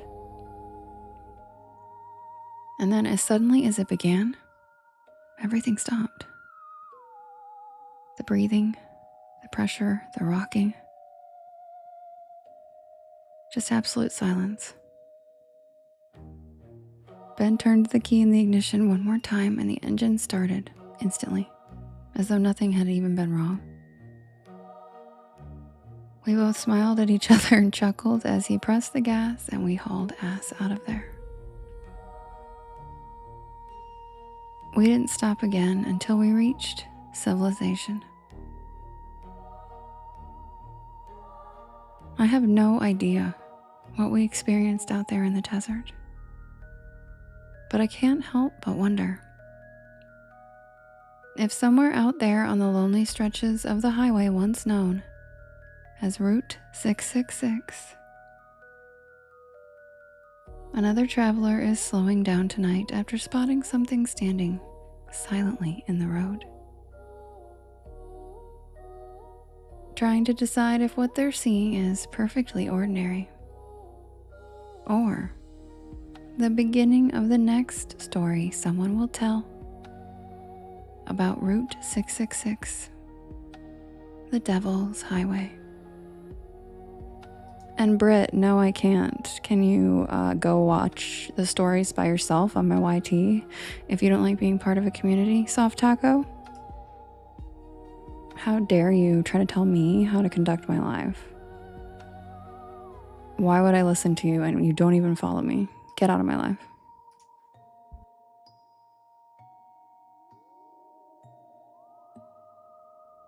And that's the tale of the Devil's Highway.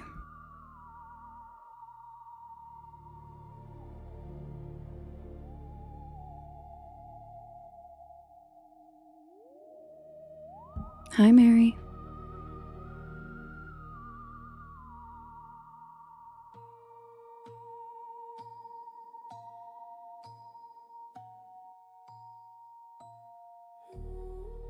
Yes, I did, Justin.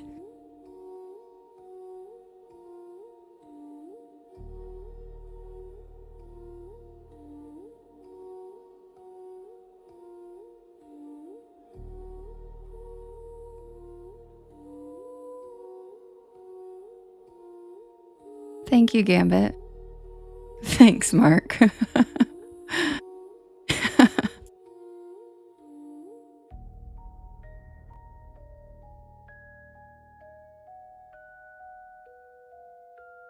Really, though, Skrilla. Wrong time.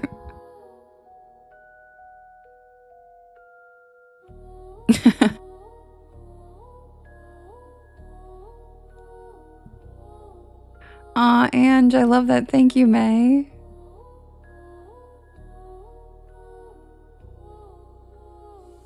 I know. Yeah, people get pissed about that sometimes and they can get out. I'm not a robot. If they want to listen to it uninterrupted, they can go to the YT. That's literally the whole point of me reading these live, is to engage with you guys.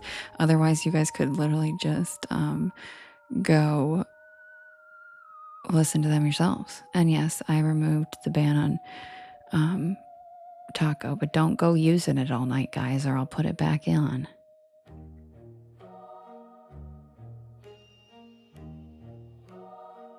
Aw, thanks, Tiffy. That's so sweet. I love that. Thank you so much.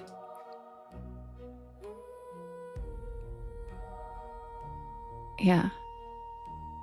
Justin said be cool about tacos, guys. Of the kids on the lake? Oh, yeah, with Beefy? Yeah. Sure, Gina. Yep, that's the only reason I removed it. Lovely. Thank you. It's the only reason I removed it is I was trying to see if Scarlett would stop being removed because I think she has a taco in her name. And I thought maybe I accidentally had her muted because there's a taco in her screen name, but it didn't seem to work because I didn't hear talking, so. Yeah, Justin really did, Skrilla. You're so funny. He really did. He was on a roll last night. I love chimichangas, Nate. I love all Mexican food. It's my favorite. It's like, I could eat it every day. It's my favorite food. Anyway, let's not talk about Mexican food anymore, please. It's making me sad because I can't have any.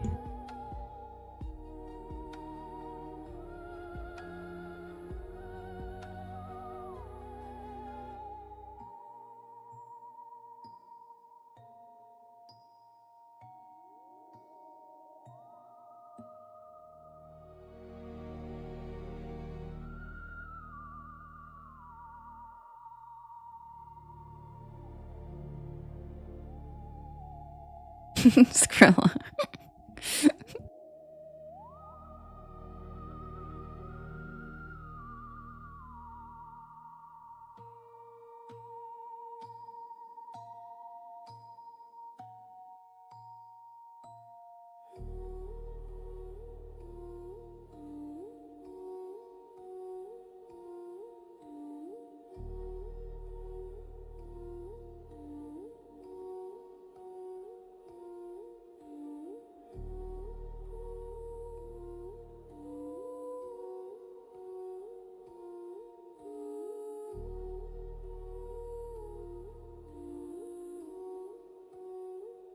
James, do you want to get muted?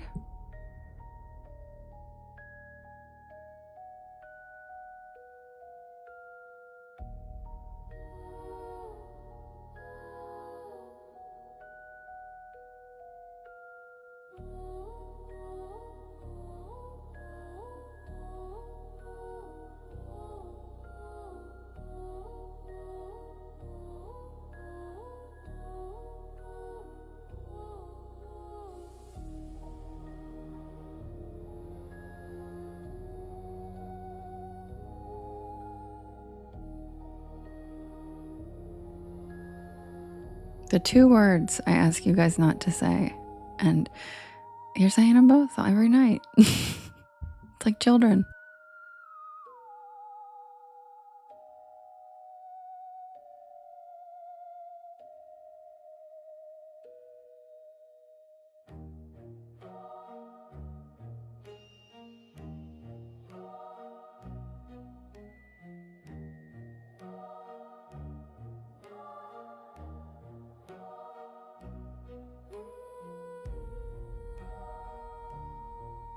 I did, Gambit. Thank you so much. I really appreciate it. That was the goal.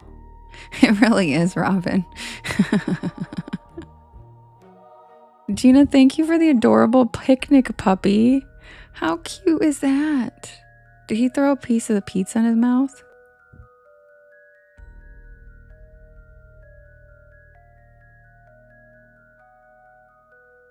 Rachel, that's so funny. That's so funny. Hi, Riverman.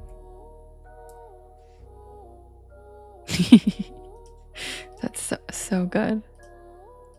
So good.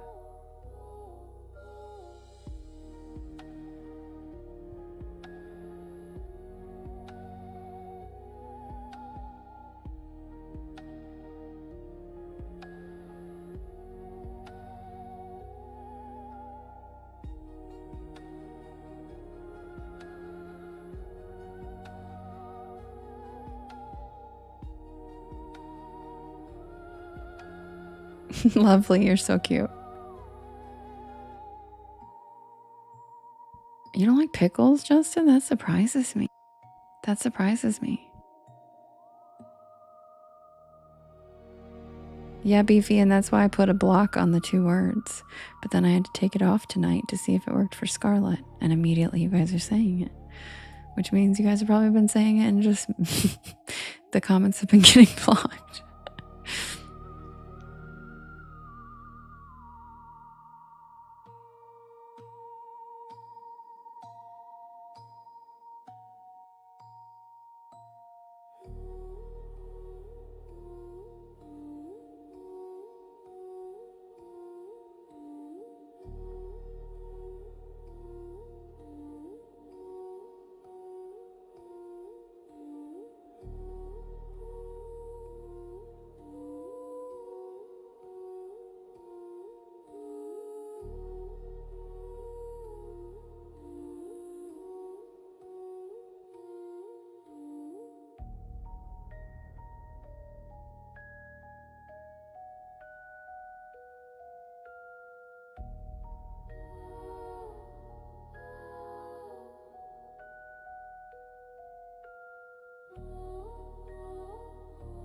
Yeah, but I would never do that, Lovely. I would never do that. It shouldn't be that hard to not say maple and taco.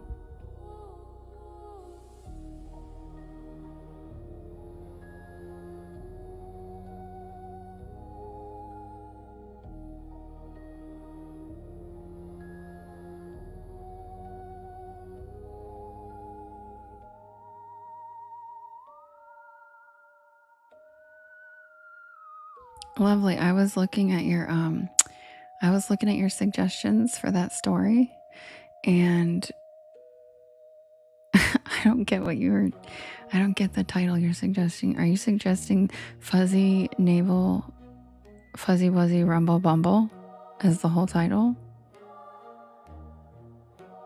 Is that...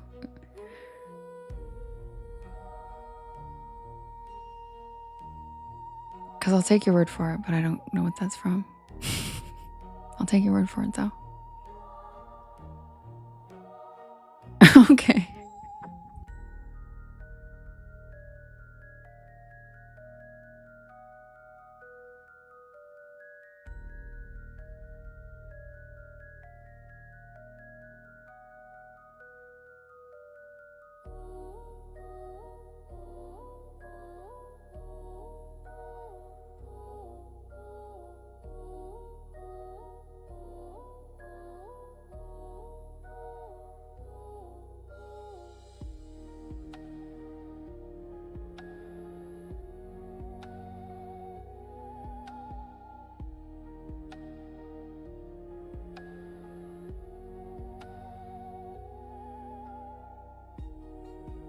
Okay, you guys. We've got the next story. I mean, the next poll. Okay. We have.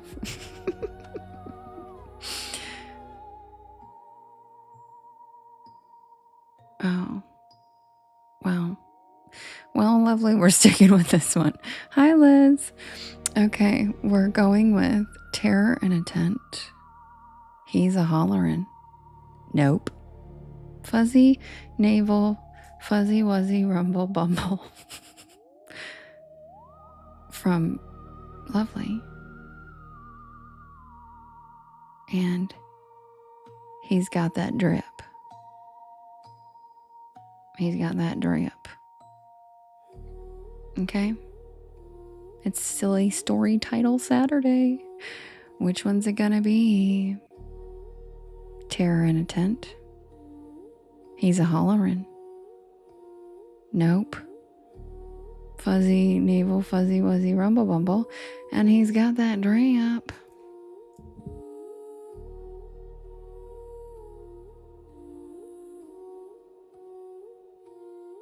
James said, how did you know my nickname?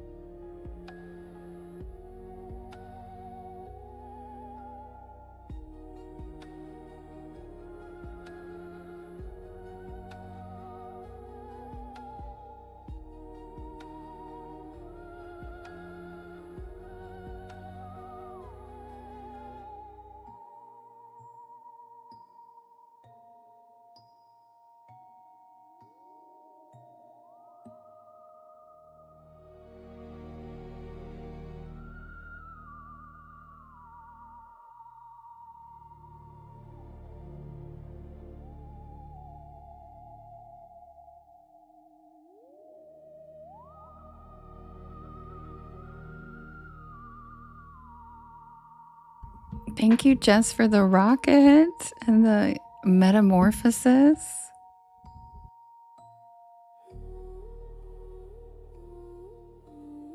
And the winner is, man, no one gave a shit about the guy with drip, huh? Oh, James, it's okay. Love you.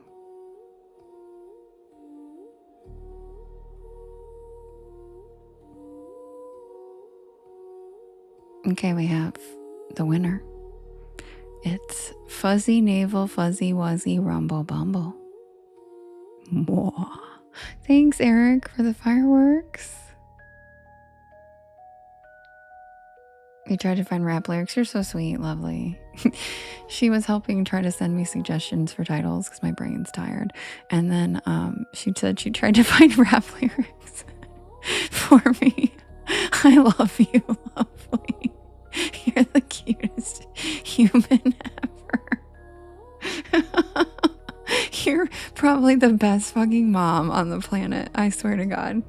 Your kids are so lucky. You're so cute. You're so thoughtful, and I love you. You're so sweet.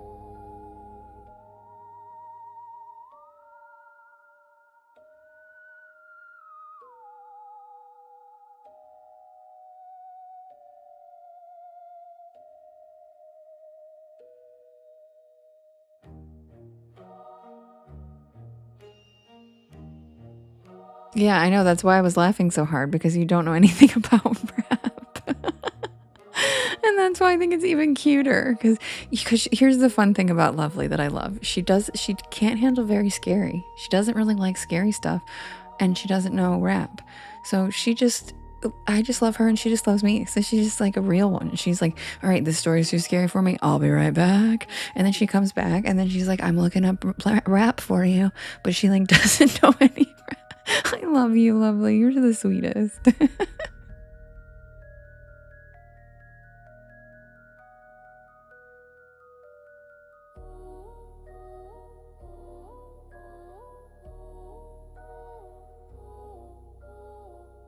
And that's okay if you don't know rap.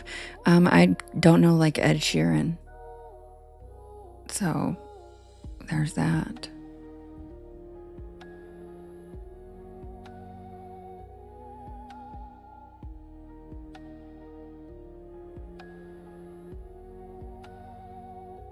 Me too, Brooke. Me too. I know it sounds bitchy, but I don't like whiny music. And Coldplay isn't whiny. Okay, there's a difference. There's a difference. Chris Martin is a lyrical genius poet, okay? There's a difference between emotional music that's deep and whiny. And I just feel like Ed Sheeran's music is it's so ugly. I felt that way. I like didn't really ever like John Mayer either. Like, no thank you. Yeah, Chris Martin's a genius. He's amazing. But and you know what? A lot of people love Ed. That's what I'm saying. Unpopular opinion. Most people love him. My mom loves him. My mom totally disagrees with me. So does my brother. But I just don't. Yeah, probably Skrilla. It probably is. It's probably emotional damage. I should just want to lay around listening to a guy talk about whiny things all the time, I guess. I don't know. I just I don't know. And I mean, some of his songs are catchy, but I just I don't know.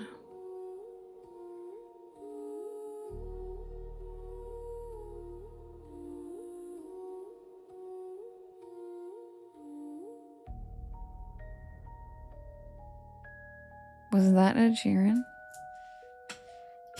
Was that Ed Sheeran? Your Body is a Wonderland? No, that was John Mayer, yeah. He's a douche. Anyway,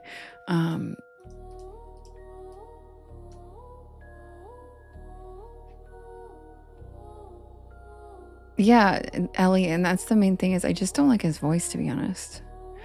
Like, it's not even always the topics of his. I just don't like how he sounds like he's whining. I don't like the pitch of his voice. It's like so whiny. But yeah, John Mayer's very good at the guitar. Justin. Justin.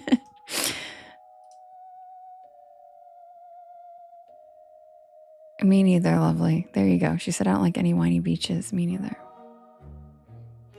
I'm more of like a sad girl. Like, give me Lana. Give me like the one guy that's all tatted up that sings from his soul.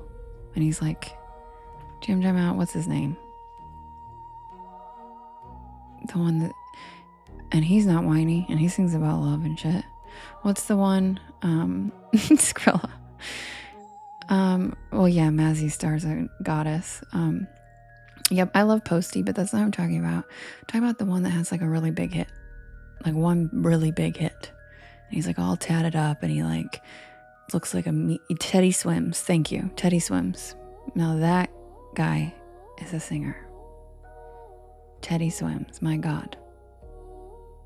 Yeah, Lana's the queen. She's not a queen, she's the queen. And I dressed up as her for Halloween in 2014 in Ohio. And guess what? Even then, in 2014, nobody knew who the fuck I was. And they didn't know who she was in 2014. And I was like, are you serious? I just moved back. One of the times I'd moved back from LA. And I was like, are you kidding? You guys, what do you mean you don't know who she is? What do you mean? And then it took like 10 years for people here to know who she is. No, I'm kidding. They literally learned about her like 2 years ago.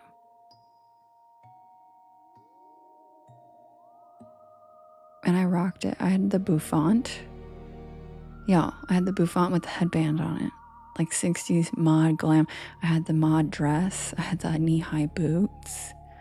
Fucking did it up. And it was wasted. Wasted. Yeah, it literally took them like 10 years. It's like a 10-year gap between LA and like middle America.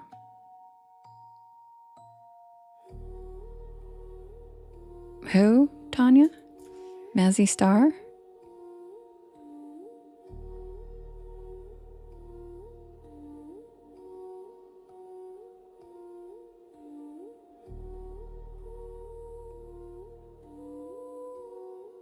That's okay, Wandering Muse.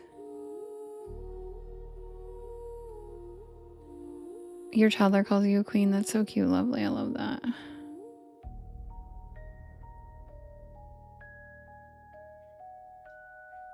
Yeah, Robin, yeah. Okay, be right back with the next story.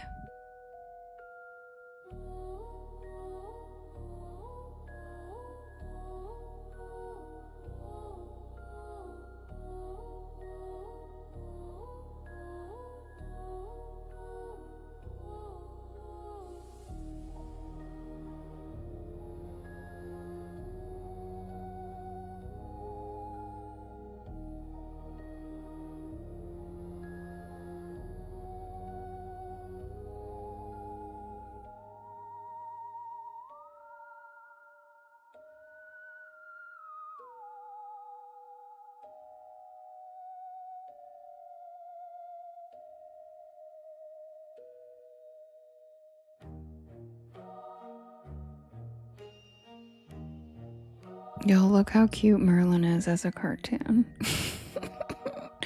He looks so cute.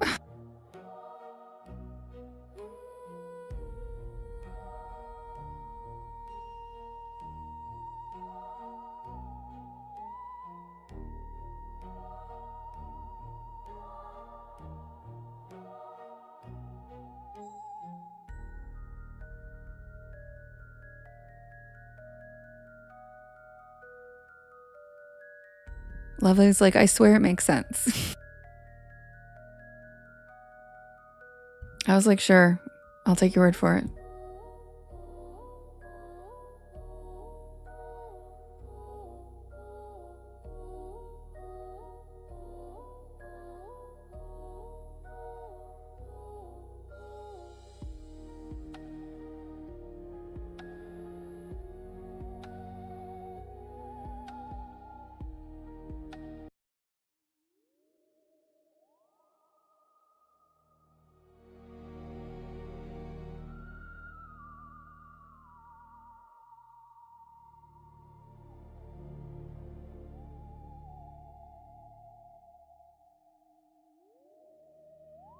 Oh, Taylor. How old's your cat? How old's your cat? Oh, sorry, Lovely. I thought it was supposed to be all in one. I know, because it's supposed to show him radiating energy, so I didn't want the bow tie to be in the way. Submitted for the approval of the Porch Pal Society. This is the tale of Casey's cats. And this is one of the unexplained stories. It is not on the bedtime stories playlist. It is under the unexplained series playlist on my YT channel if you would like to listen to them. I'm very proud of them. They are usually 30 minutes long, but I have condensed them. So this will not be the full story, but it will be the gist of it. So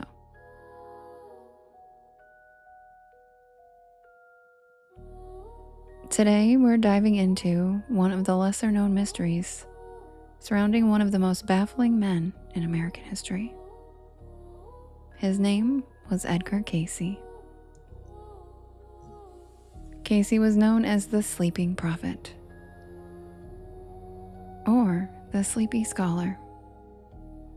He entered self-induced trances where he'd diagnose illnesses, recommend treatments, and speak in elaborate detail on reincarnation, Atlantis, the Akashic records, and yes, cats.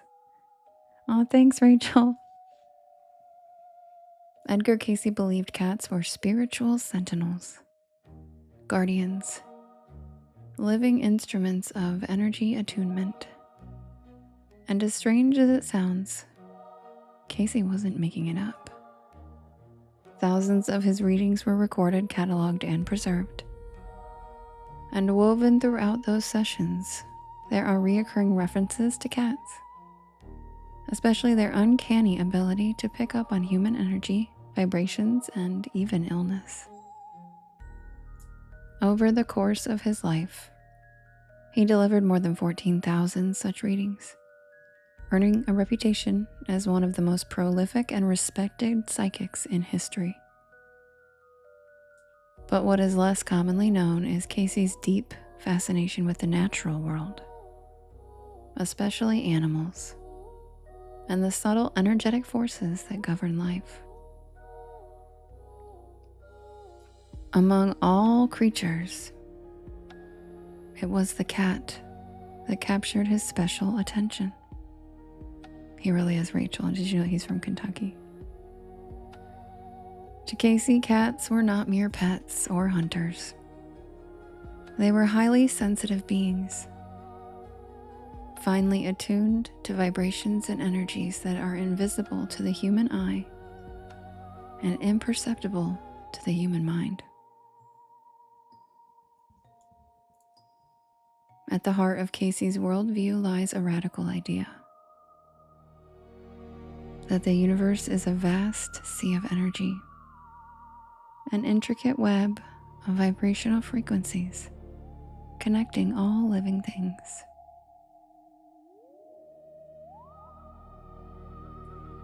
This energy is constantly in motion, flowing through physical matter and spiritual realms alike.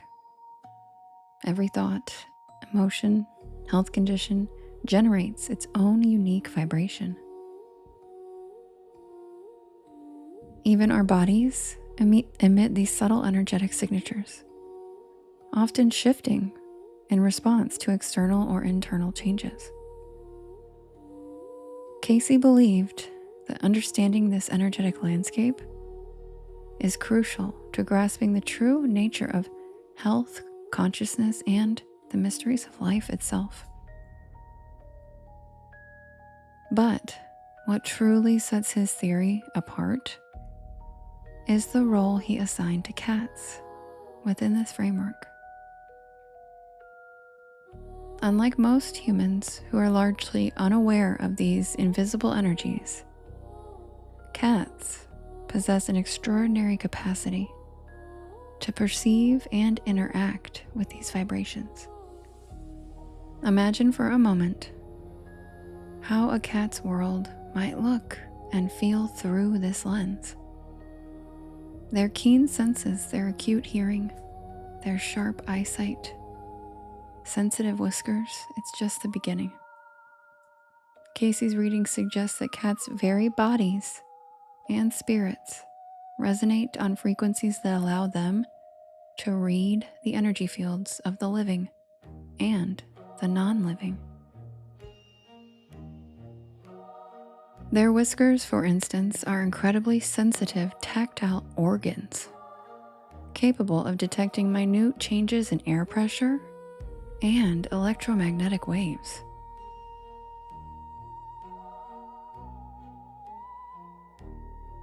This allows cats to sense shifts in their environment long before humans notice anything unusual.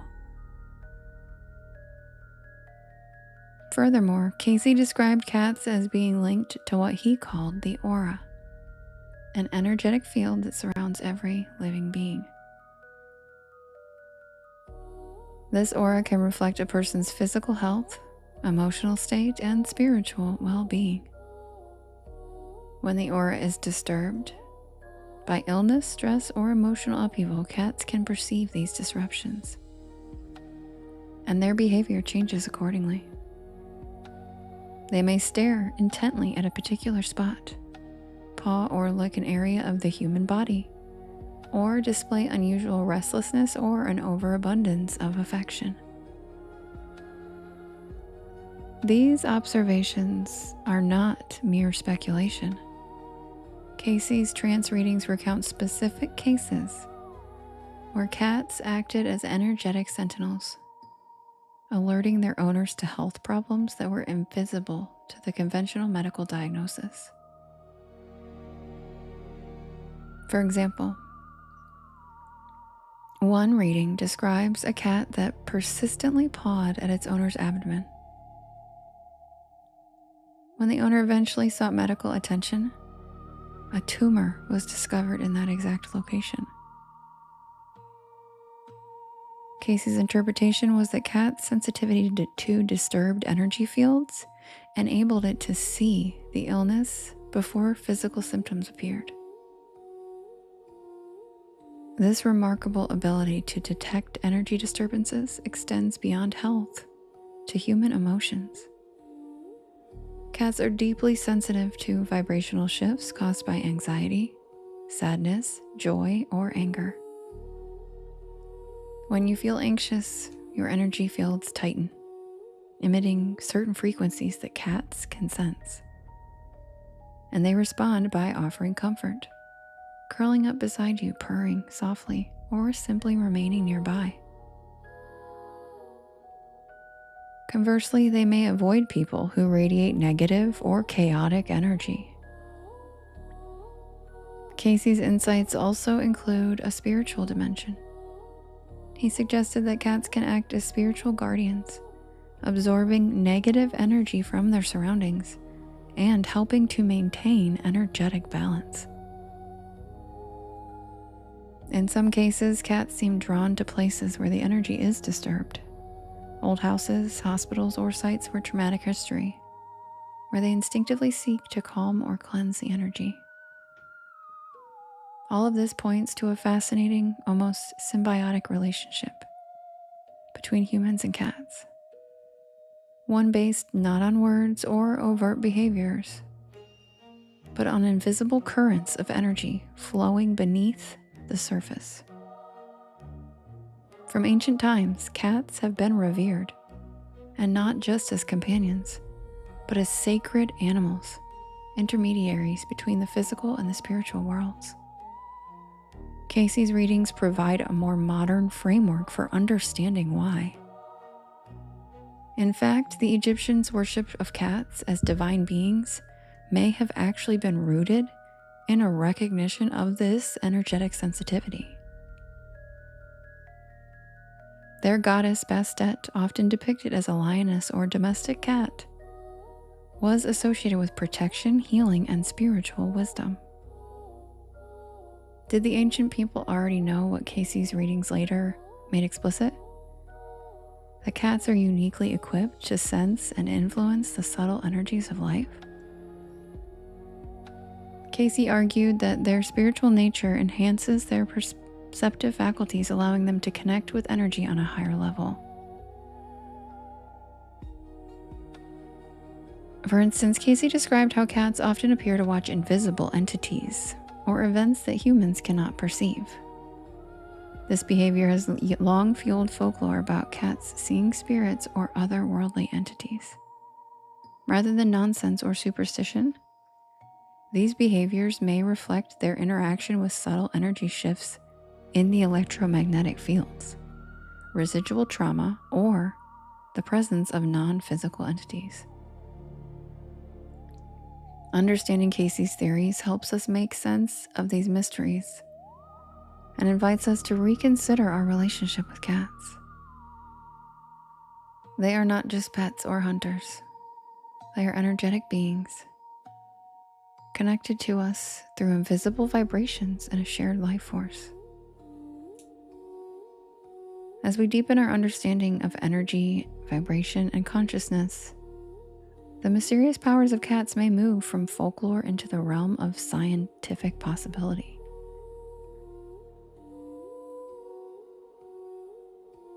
One of the most iconic features of a cat, aside from their graceful movements and piercing eyes, is their whiskers, or vibrissae. These are not just delicate strands of hair, but they're complex, highly sensitive tactile organs packed with nerve endings. Cats use their whiskers to sense changes in the environment, detecting even the slightest movement of air current.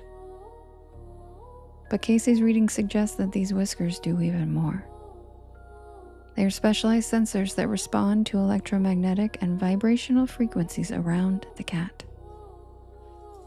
This ability to detect electromagnetic energy means that cats can literally feel disturbances in the energy around them. This explains why cats often settle on or near the parts of the body that are in distress, lying there for hours as if they are monitoring or trying to help. Their eyes are designed to pick up subtle changes in light, and their ears can detect frequencies far beyond human hearing. Casey suggests that this acute sensory perception extends into the realm of energetic, allowing cats to see and hear vibrations that surround all living beings. In modern terms, this would mean cats can sense things like a change in a person's aura. According to Casey, the aura reflects a person's physical, emotional, and spiritual state. Thanks, Brooke. When the aura is healthy and balanced, it radiates calm, harmonious energy. When it's disrupted by pain, fear, or sickness, it sends out different vibrational signals that cats can detect. One of the most fascinating ideas from Casey's readings is the concept that cats can actually absorb negative energy. He suggested that cats are capable of drawing in and neutralizing harmful vibrations, which can protect their human companions. In some cases, though, this can be exhausting or even harmful for the cat itself, which might explain why cats sometimes seek solitude after spending time in energetically heavy places. This absorptive quality aligns with stories shared by cat owners worldwide. In addition, the purring of cats, which is often cited as a healing frequency, plays a role in energetic balance. Cats purr at frequencies between 25 and 150 hertz, which has been shown to promote tissue regeneration and reduce inflammation. And yeah, Molly, are you not listening to the story? Cats don't like people that are not good vibration or chaotic energy. So maybe they just don't like you. Maybe work on that vibration. Or, listen to the story, because that's literally what it says. Casey suggested that this vibration could also affect the energetic body, helping to soothe disturbed energy patterns and promote healing. The more we explore these layers, the physical, the neurological, and the spiritual, the clearer it becomes that cats are remarkable, bridging worlds that humans only glimpse occasionally.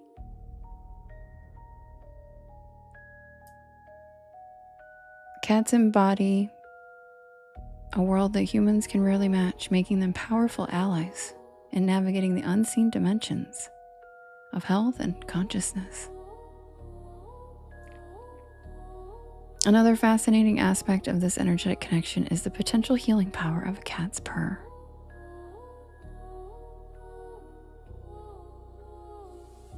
As mentioned earlier, the purring frequencies correspond to scientifically proven therapeutic ranges. When cats purr close to us, they may be offering not just comfort, but energetic healing. You don't like cats, Skrilla? Noted. Vibrations that stimulate tissue repair, reduce pain, and soothe the nervous system. So spending quiet moments with your cat, allowing them to purr and rest near you, become a form of mutual energetic restoration. Casey's research implies this is a deeply reciprocal relationship. As cats help balance our energy fields, we provide them with love, safety, and respect for their sensitivity. Many cultures have long viewed cats as guardians of the unseen realms, protectors against negative spirits, and guides to higher consciousness. Cats remind us that life is layered and full of vibrations and energy that we can't always perceive, but we can feel if we pay attention. So the next time your cat gazes into an empty room or curls up where you feel quiet comfort, remember that you're witnessing a living bridge between worlds.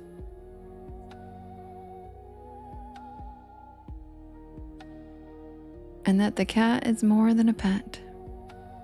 It's a guardian, a healer, a vibrational beacon connected to the very fabric of life itself.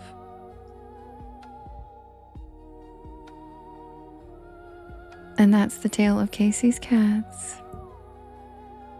A cute little Merlin.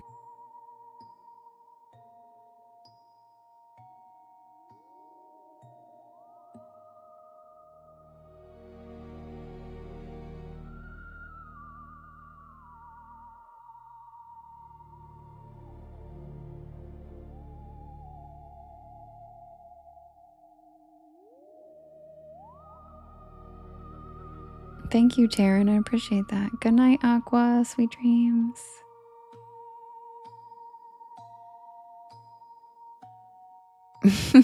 Justin.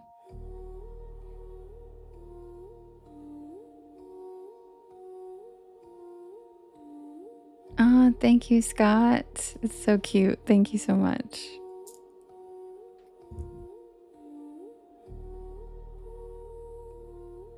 Welcome in, everybody. My name is Devin, and this is Porch Lore.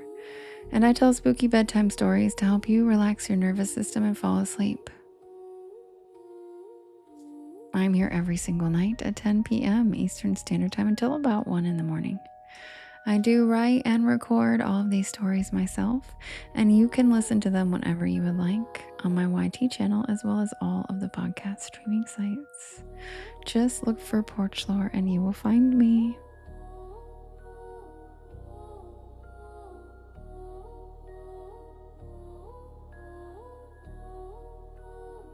I also premiere a new story every Monday at 7 p.m. Eastern Standard Time on my YT channel.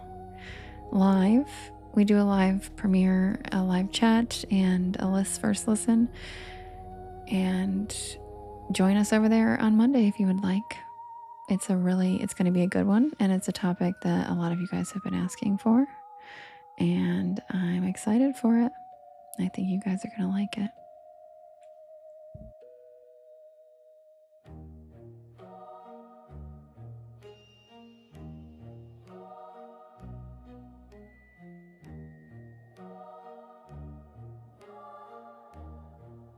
Oh, thank you so much, Tam Bam. I appreciate that so much.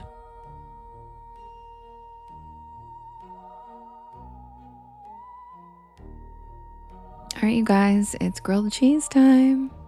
Hi, Tom. Oh, Tom, over on the Tuba View, my YT channel.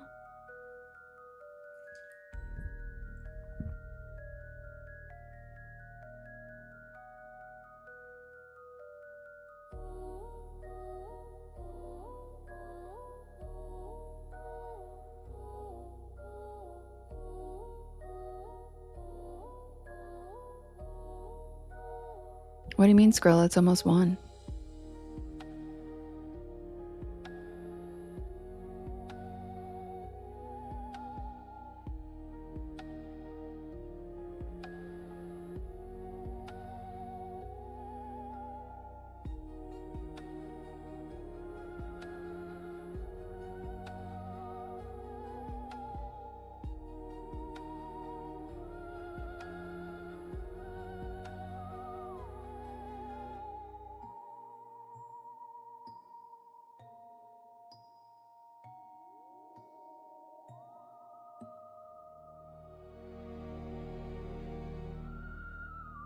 No, Tom, that's a capybara.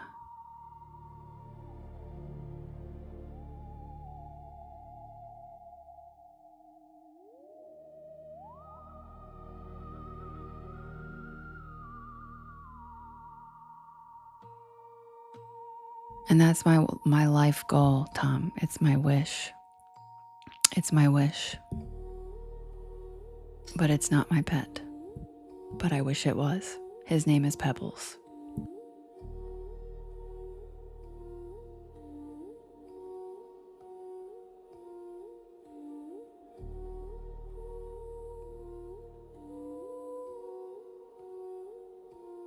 Capybaras are not nutria, though. Totally different animal.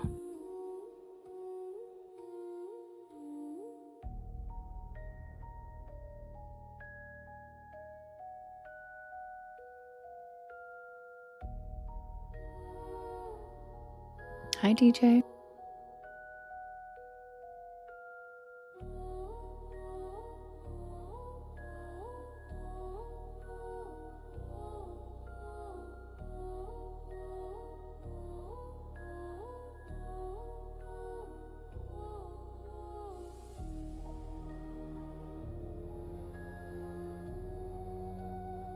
Thank you, Rich. That's the correct response when someone asks that.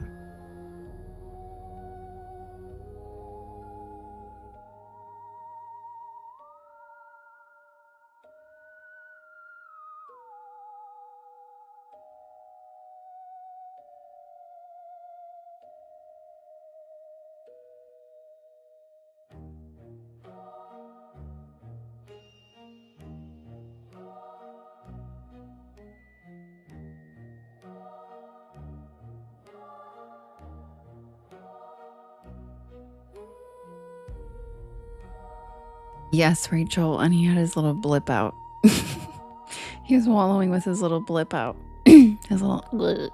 I need to post in, I don't even know if I can post the video in Discord, but the other day it started raining when we were outside. I was like, Merlin, it's raining. And he did the cutest thing. He flopped over and put his head up in the air and just let himself get rained on. He's the funniest cat I've ever had. I'm obsessed with him. He's so cool. And I got it on video. And I was like, dude, it's like, you could see like the rain in the video. It's like raining. And he's just like rolling around. I'm like, you're so cute. He's so silly.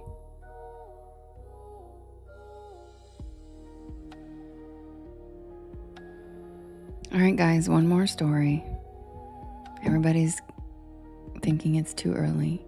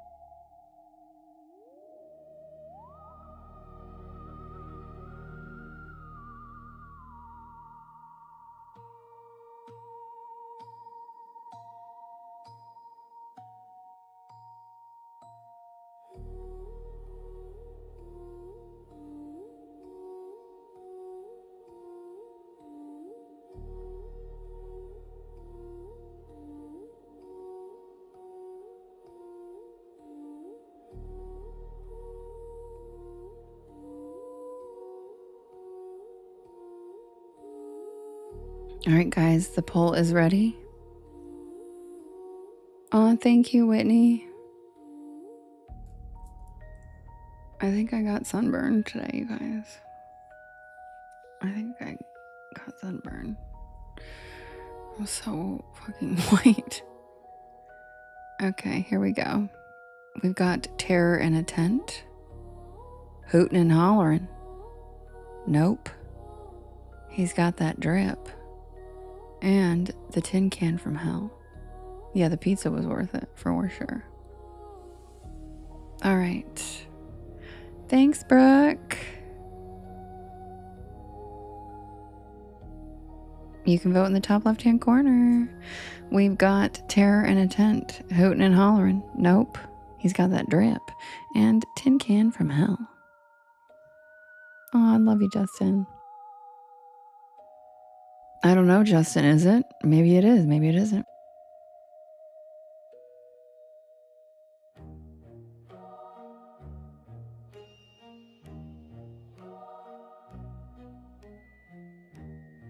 Yeah, Fairy Witch, they asked for an extra story, so I'm giving an extra one because it's Saturday.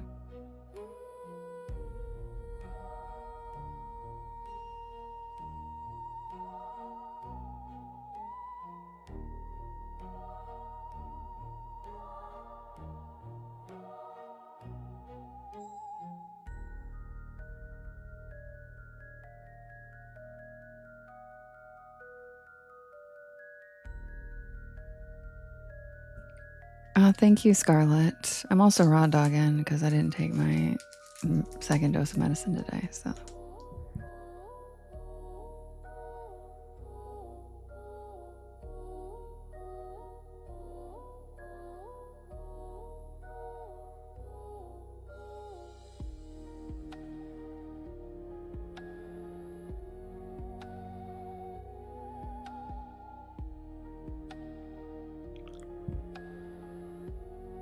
Oh, thanks, Siren. Yeah, I've always been.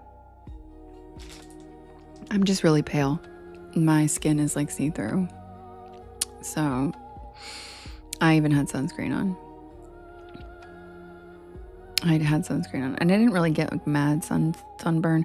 I just feel like my eyelids got a little bit of, they're a little tender.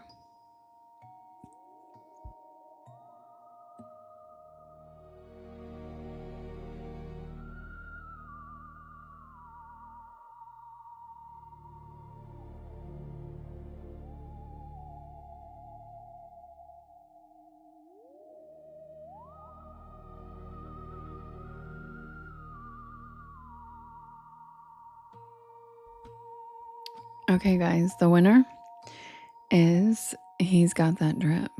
Thank you, Brooke. And who do you guys think it is? Who do you think has the drip?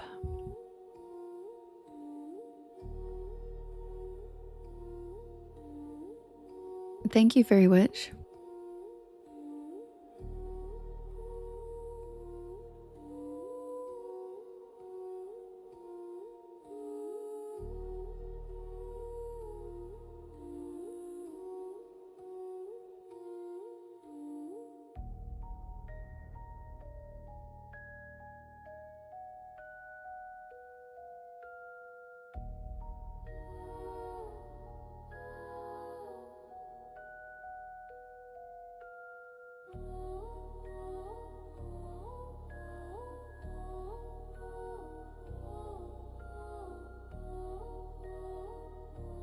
I'm just figuring out that a lot of you guys don't know what drip means.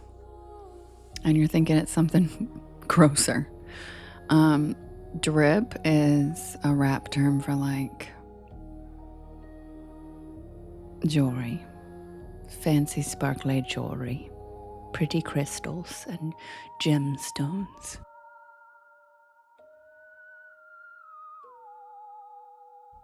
It's fashion.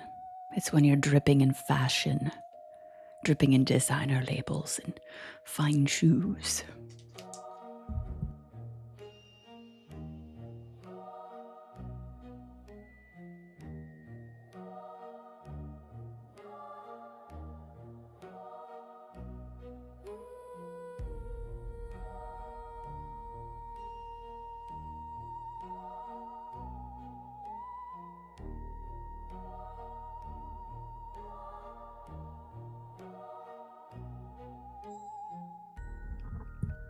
Yeah, I saw a lot of you nurses getting gross. And my best friends from high school are nurses. And I was like, we need to nip that in the bud right now. I'm going to tell you guys what drip means because nope, it's not that, you.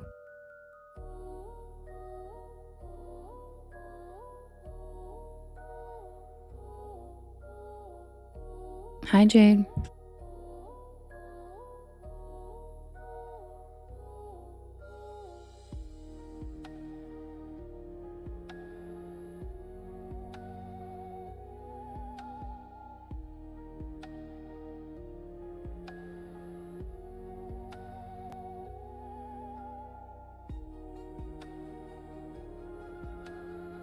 And Skrilla guessed it correctly.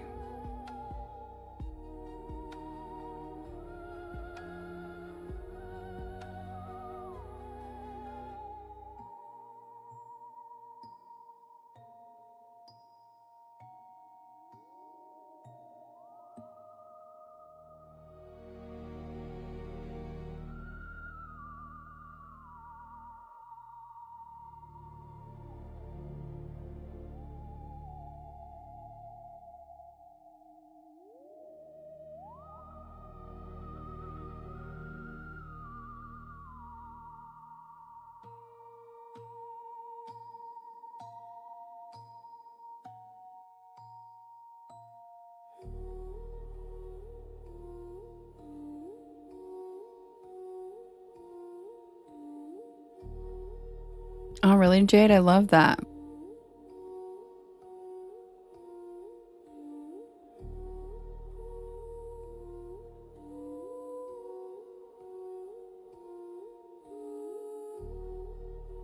I just ate an entire bag of peach candy during that poll.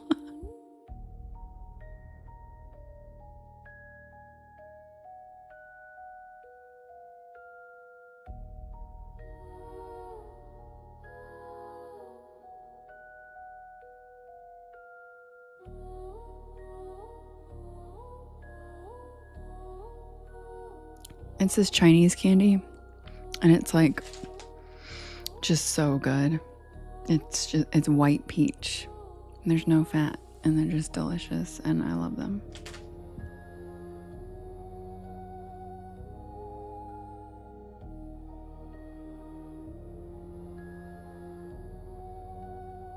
Yes, Jade's best friend from Colorado's been in town, so that's where she's been. She's been hanging out with her real life friends.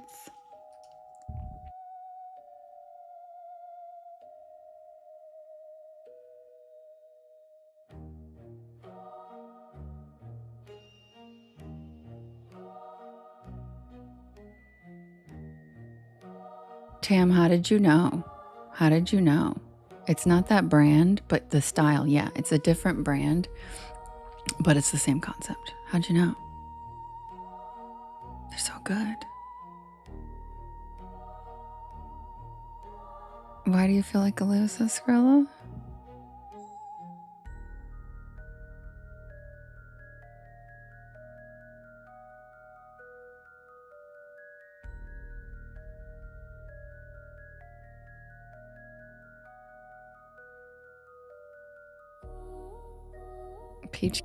Peach gave it away.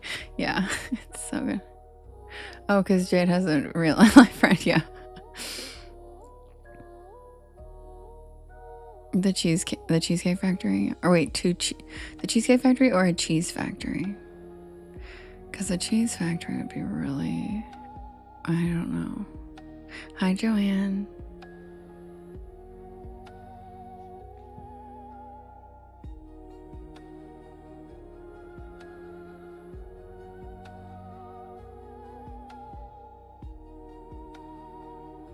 Jade, that's not true. You have two. You went to the beach with another one.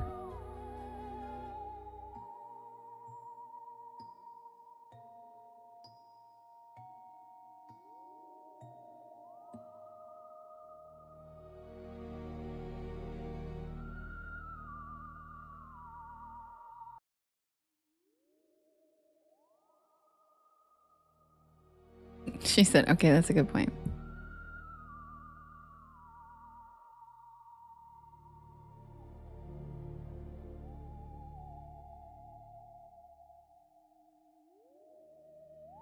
Submitted for the approval. Exactly, Jade. Look how that happens. Isn't that amazing? Submitted for the approval of the Porch Pal Society. This is the tale of Tesla's Quartz.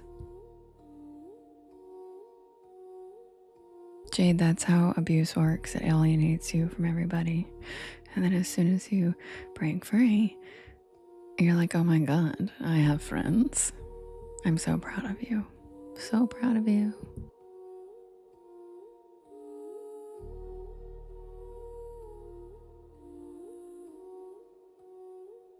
I think every guy does, Justin.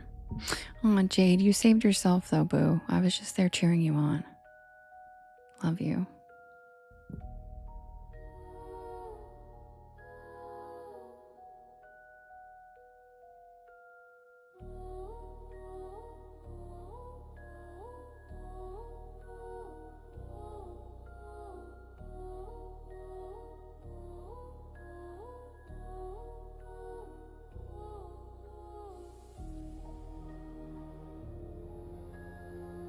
And Jade, you're not the first friend I've encouraged into doing that and changing her own life. And that's why so many men want to beat my ass. I'm the friend they hate.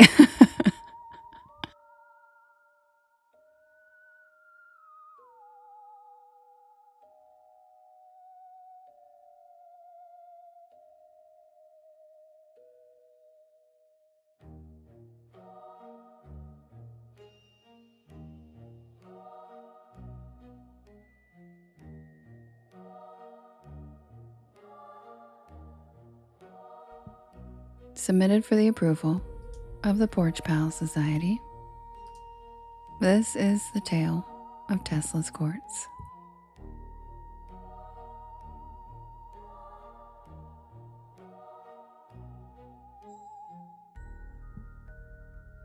Oh, thanks, Tam.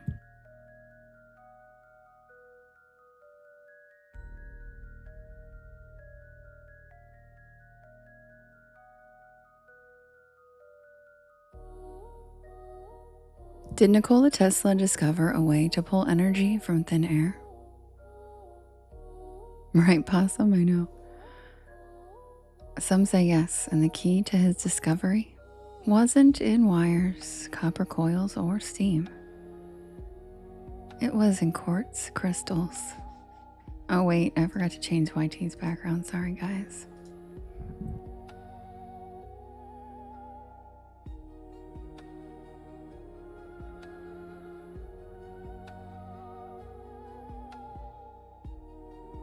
There we go.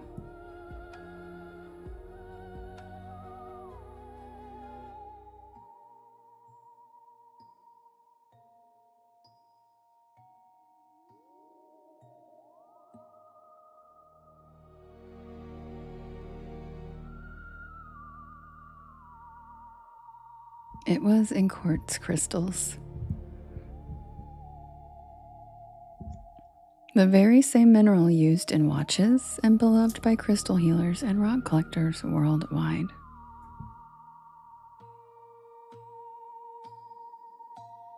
But for Tesla, quartz wasn't just an ordinary rock. He believed it had incredible power, enough to tap into the energy of Earth itself. Tesla was a visionary, and his obsession with quartz crystals went far beyond just their beauty. He thought he could resonate with the natural frequencies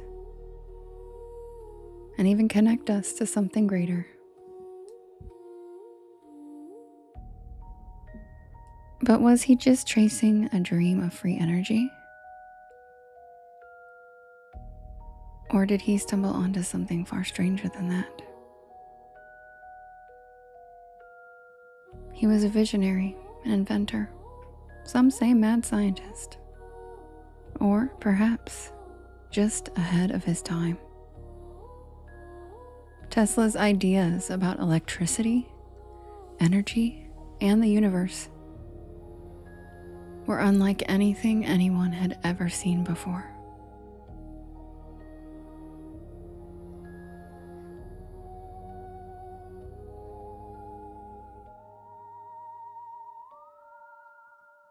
His obsession with frequency and vibration led him to discover the potential of harnessing energy in ways that seem impossible even today.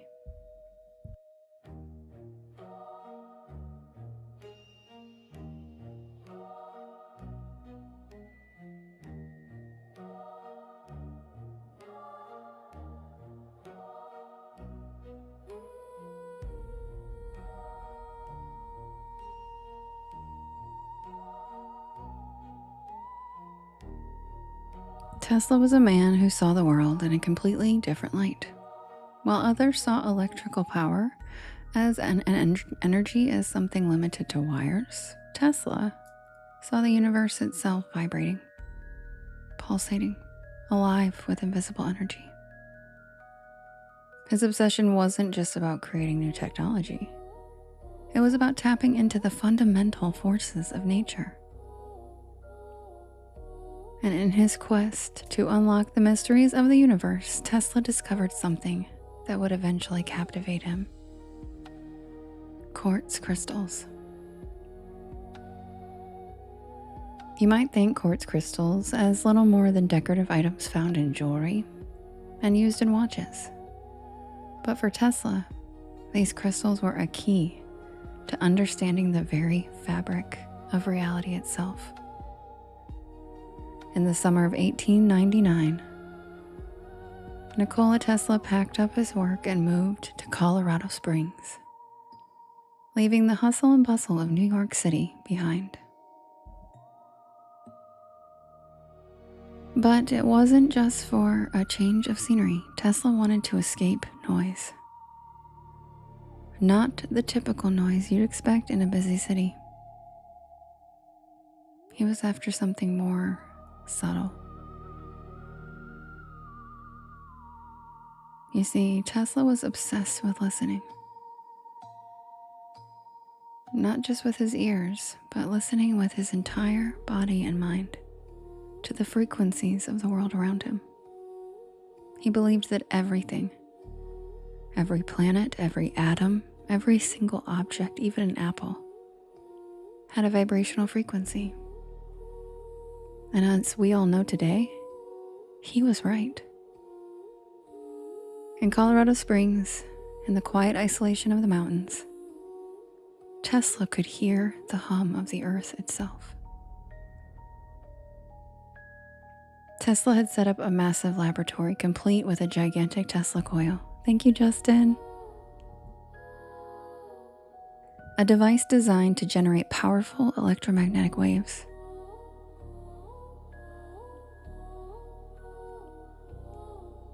It was here that Tesla believed he could harness the Earth's natural vibrations. With a 200-foot antenna, Tesla began transmitting massive electrical currents into the atmosphere, testing the limits of what he could achieve. But what's really interesting is what he received back. Thank you for the cute dog.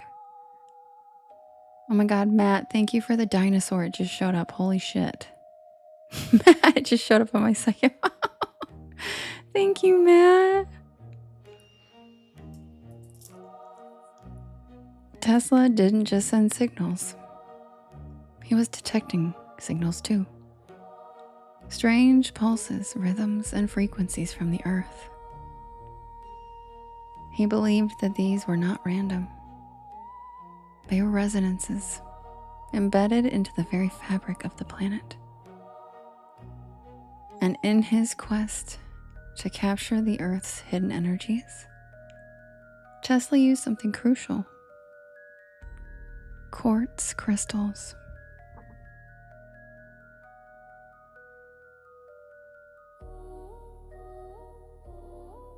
He believed quartz crystals could help him tune into the natural frequencies of the planet.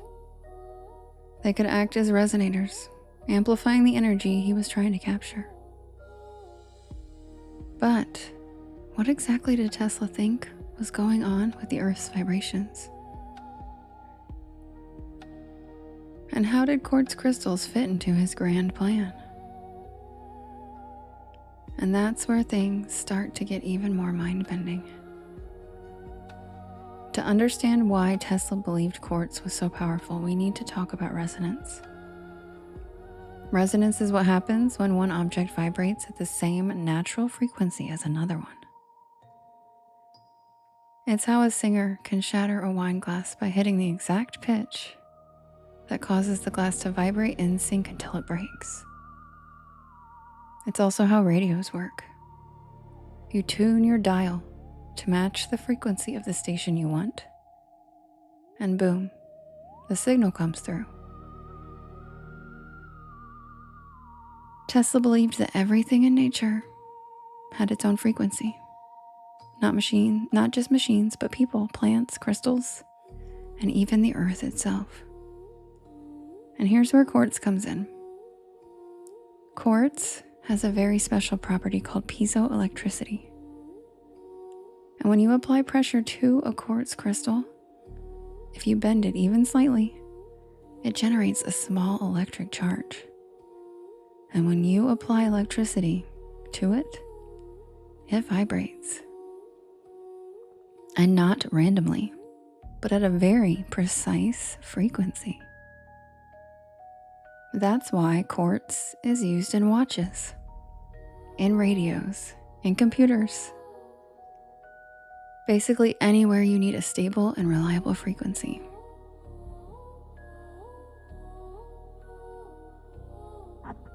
But Tesla believed that that was just scratching the surface. To him, quartz wasn't just a clock component. It was a tuning fork for the earth.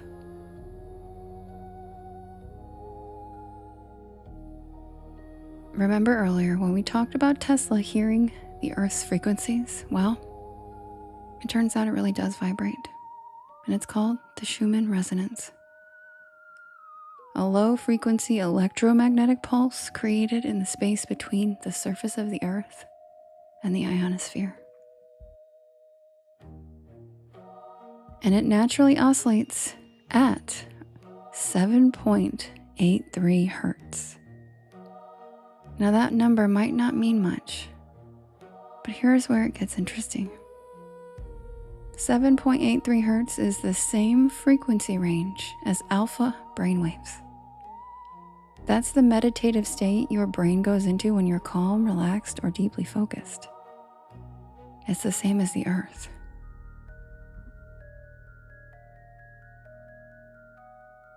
Now Tesla believed that by using quartz, he could resonate with that frequency. And if he could match it, maybe he could extract energy from it. His idea was simple but revolutionary. If you could tune your equipment to the same frequency as the earth, you wouldn't need wires. You wouldn't need fuel. You could just pull raw energy directly from the planet's electromagnetic field. And guess what he called it? Wireless power transmission. And crystals, especially quartz, were his tuning mechanism. Just like a radio dial, but instead of music, he was tuning into the earth itself. And back in Tesla's day, this was seen as madness. Scientists and engineers couldn't wrap their heads around the idea of a world without power lines, without combustion, without oil. But Tesla wasn't trying to invent the future. He was trying to return us to a natural order, where energy wasn't something we mined or burned, it was something we resonated with.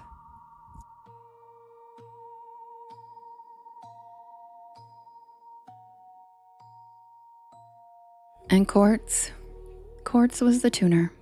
It was the key to unlocking the planet's natural energy system.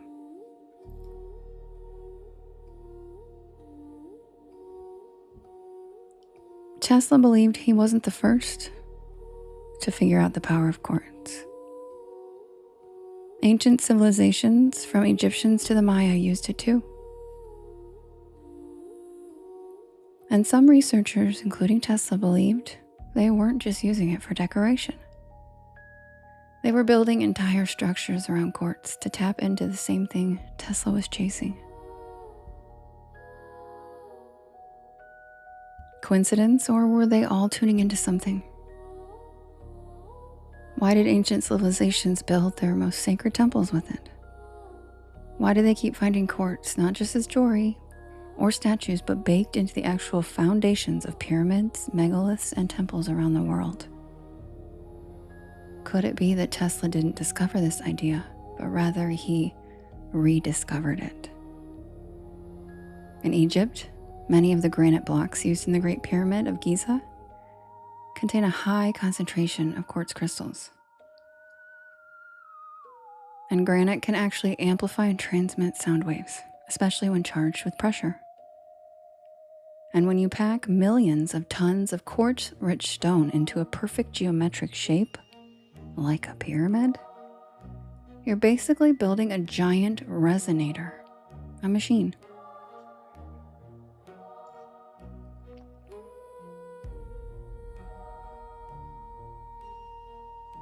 Ancient people weren't just randomly stacking rocks. They were measuring, aligning, resonating, just like Tesla. Some researchers believe these ancient sites weren't just places of worship, but they were energy centers.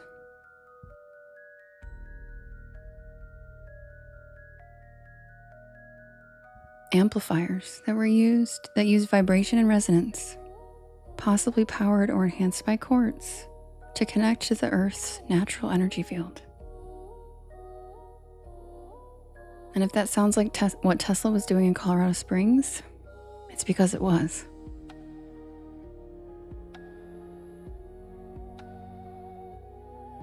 Tesla made it his mission to bring it back. He didn't think he was creating something new. He thought he was restoring something forgotten. And so he built it, a massive tower laced with copper, steel, and you guessed it, quartz crystals.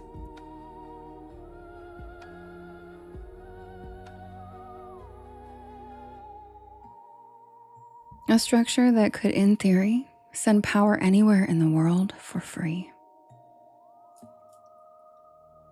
In 1901, he began construction on a tower in Long Island, New York called Wardenclyffe Tower. To most people, it just looked like a radio antenna. But Tesla wasn't trying to send messages. He wanted to send energy through the earth. Not through wires, not through power lines, but wirelessly. To anyone, anywhere on the planet for free.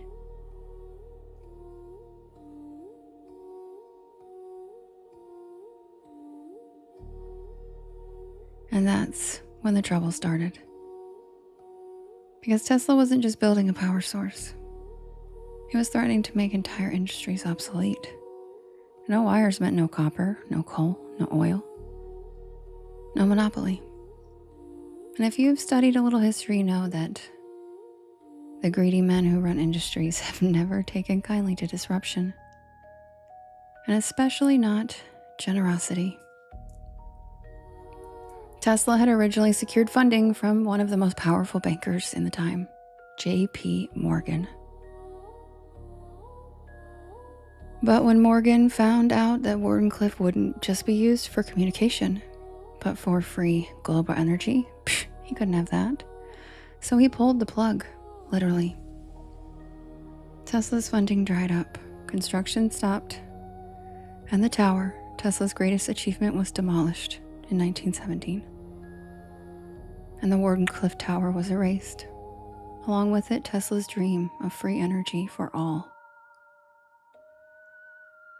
In the decades since Tesla's death, many of his ideas of wireless energy, resonant frequency, crystal-based communication have all quietly become real. And today, some of the world's most advanced technologies are powered by the very thing Tesla was obsessed with, quartz. If you're watching this on a phone, a computer, or a tablet, you're using a quartz oscillator right now. That's right. A tiny sliver of quartz crystal is embedded inside your device. A crystal powers your smartphone. And what does it do? It vibrates very precisely. Those vibrations are counted by the device to keep time, regulate signals, and to stay synchronized with networks all over the world. Without quartz, our digital world would quite literally fall apart. GPS systems, airplane navigation, medical imaging, satellites, radio transmitters, and nuclear submarines. Anywhere you need reliable timing and a stable frequency, you will find quartz doing exactly what Tesla said it would do over a century ago.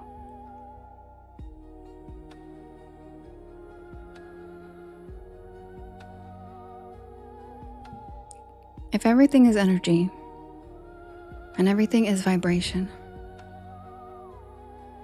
then with the right frequency, you don't just change machines. You could change reality. So what do you think? Was Tesla just a brilliant inventor who got in over his head? Or did he uncover something much bigger? Something that the world or the powers that be just weren't ready for? And that's the tale of Tesla's crystals. And you guys can hear the rest of that. There's an entire section about the people who stole his patents out of his hostel after he passed away, and it's a certain somebody's family members. And so if you want to hear the rest of that, it's on my YT. It's 30 minutes long though, so. And guys, now it's time for the diner.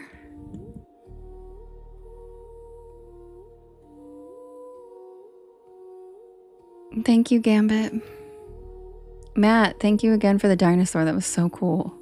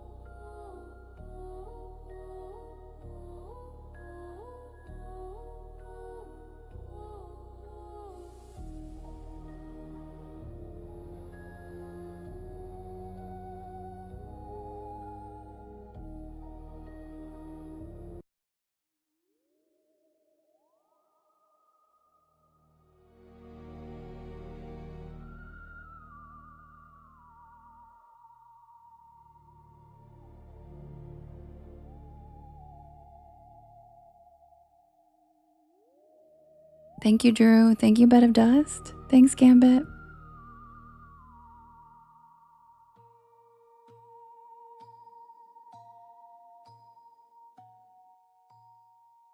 Submitted for the approval of the Porch Pal Society. This is the tale of the night shift at Sycamore Diner.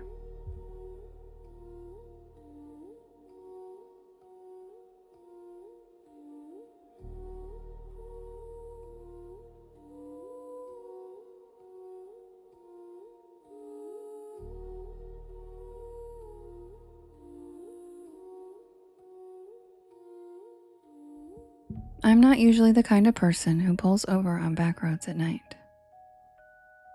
Not unless I absolutely have to. But that night, something about the storm, the long drive, and that growling pit in my stomach convinced me otherwise.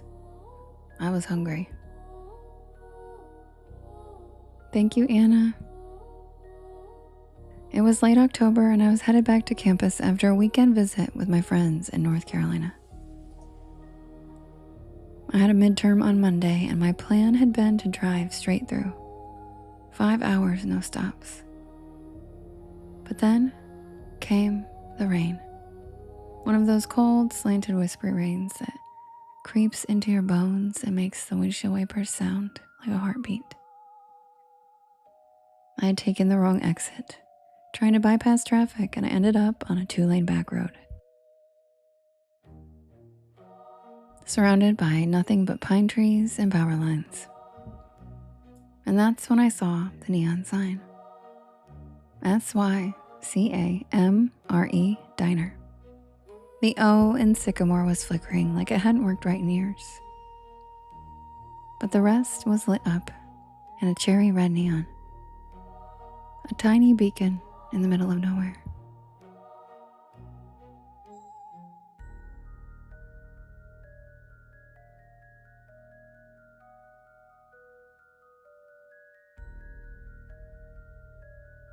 I figured I'd grab a quick bite, maybe some coffee, check my map, and get back on the highway. But I should have just kept driving. I should have known something was off the second I stepped inside. The bell over the door jingled, but not like a normal bell. It made the sharp metallic ping that echoed longer than it should have. Thanks, Scrolla. The air inside was warm, almost too warm, and it smelled like grilled onions and pancake syrup. The place looked like it had been yanked straight from 1957. Checkerboard floor, red vinyl booths, a long counter with spinning stools, even a jukebox in the corner that looked like it hadn't worked in decades.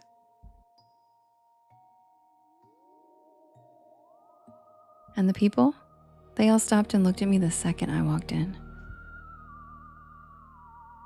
Not in a rude way, just quiet, like they weren't expecting me, like I had walked into the middle of a sentence that no one wanted to finish.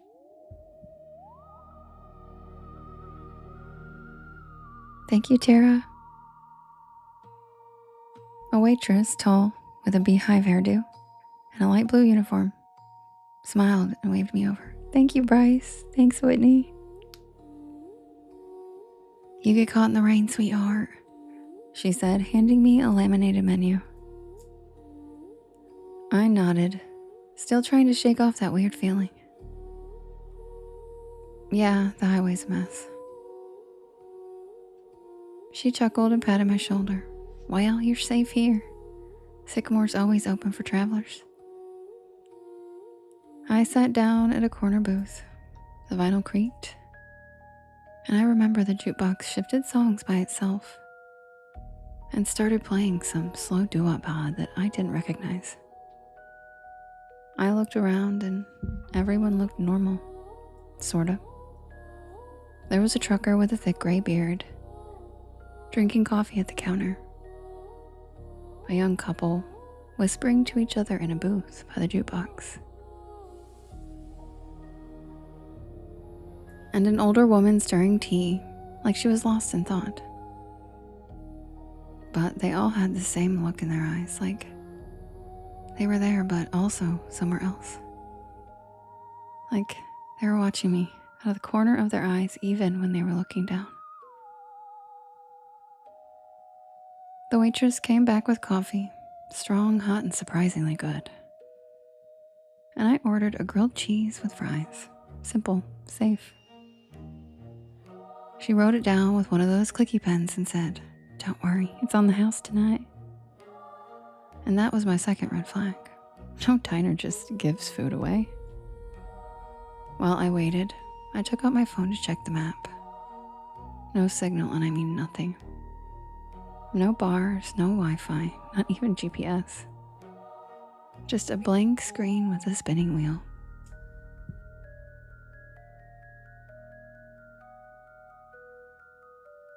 I glanced out the foggy window, and the storm was still going. But now, the wind had picked up, and I could see the power lines swaying like jump ropes in the dark. But the diner stayed perfectly lit.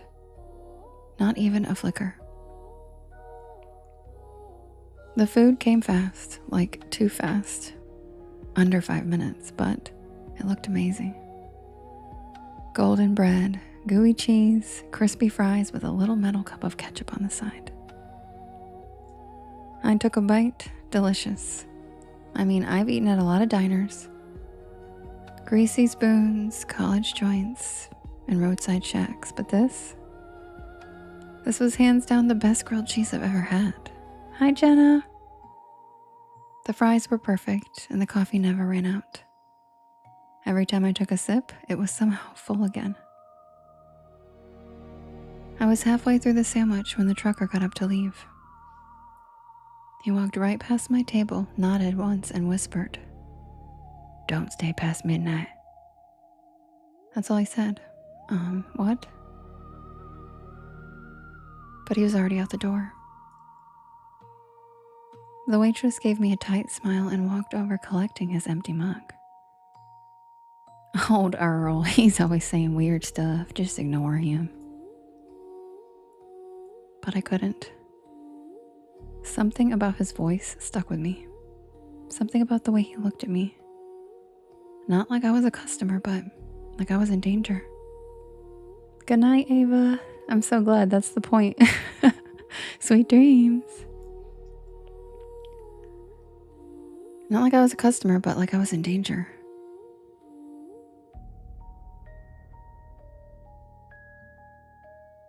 I checked the clock over the register. 11:42. I figured I had just enough time to finish my fries, grab the check, and head out. I still had at least 3 hours left on the road. But when I stood up, the lights flickered.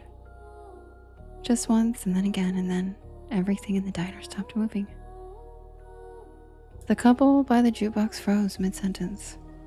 The woman with the tea stopped stirring, her spoon hanging in midair. The waitress, her hand reached out for a mug, just stopped, like someone hit pause on the entire scene. I took a step back and the jukebox buzzed, glitched, and restarted a new track. I could still move, but no one else could.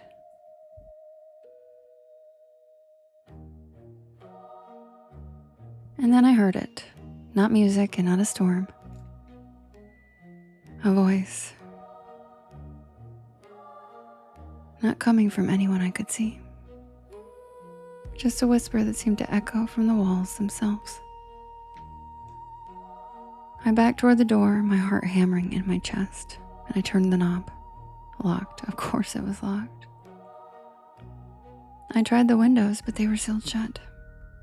I started banging on the glass and shouting, but no one was outside. Just wind and rain, and that flickering red sign. SYCAMRE. I turned back toward the dining room, and everyone was gone. Not frozen anymore, just gone. The booths were empty. No plates, no crumbs, no mugs. No sign that anyone had ever even been there. Except for my plate, still warm and still half-eaten. Thank you, Gemini. Sweet dreams. Good night. And then I saw the waitress. She was standing by the kitchen doors, her silhouette backlit by flickering fluorescent light. Her face was wrong. The same smile, but her eyes were empty. Black and endless, like someone had painted over them. You shouldn't be here, honey, she said in that same cheerful voice. Not yet. I stumbled back, knocking over a chair as she took one slow step toward me. The others, they were waiting, but you just wandered in. She raised a hand, and the walls began to shimmer. Literally shimmer, like heat waves on asphalt. The checkered floor rippled, and the red booths started to fade, becoming outlines and then shadows and then nothing. And then I saw it, underneath the illusion. It was charred wood, cracked tile, broken beams, black soot, like the diner had burned down long ago. I ran. I don't even remember how I got out. 1 second I was inside, and the next I was on the side of the road, soaked to the bone and gasping for air. My car was still there, pulled up with the ceiling missing, parked on gravel that didn't even look like a lot anymore. Just weeds and puddles. No neon sign. No glowing windows, just nothing. I drove back to campus that night in silence. Thanks, Justin. No music, no Porch Lore podcast. I kept glancing in the rearview mirror, half expecting to see that red neon flicker back to life. And no, Holly, that's not new. I didn't tell anyone, not for weeks. Not until I finally looked up Sycamore Diner on a local history site. And I found it, burned to the ground in 1972. A gas leak The whole place went up at midnight, and everyone inside was killed. 5 patrons, a waitress, and a cook.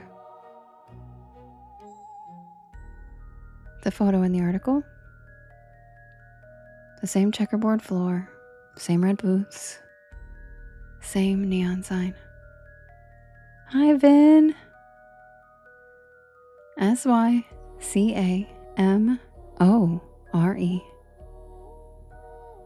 And in the corner of the photo, that same waitress, smiling.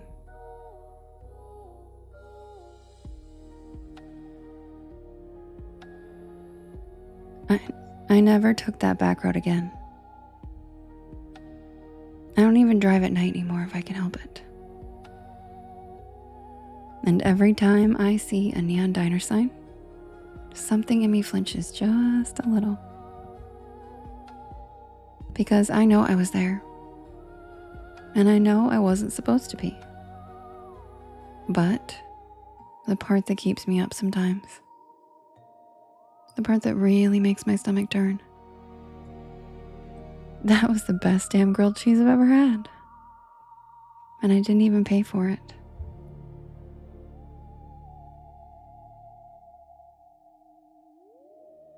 Good night, Porch Pals. Thanks for spending your Saturday with me. I love you guys so much. And I miss you too, Vino. It's so nice to see you, Vin. Love you. And I will see you guys again tomorrow night. Same time, same place. 10 p.m. Eastern Standard Time. And thank you to those of you who joined me at Pizza Palooza today.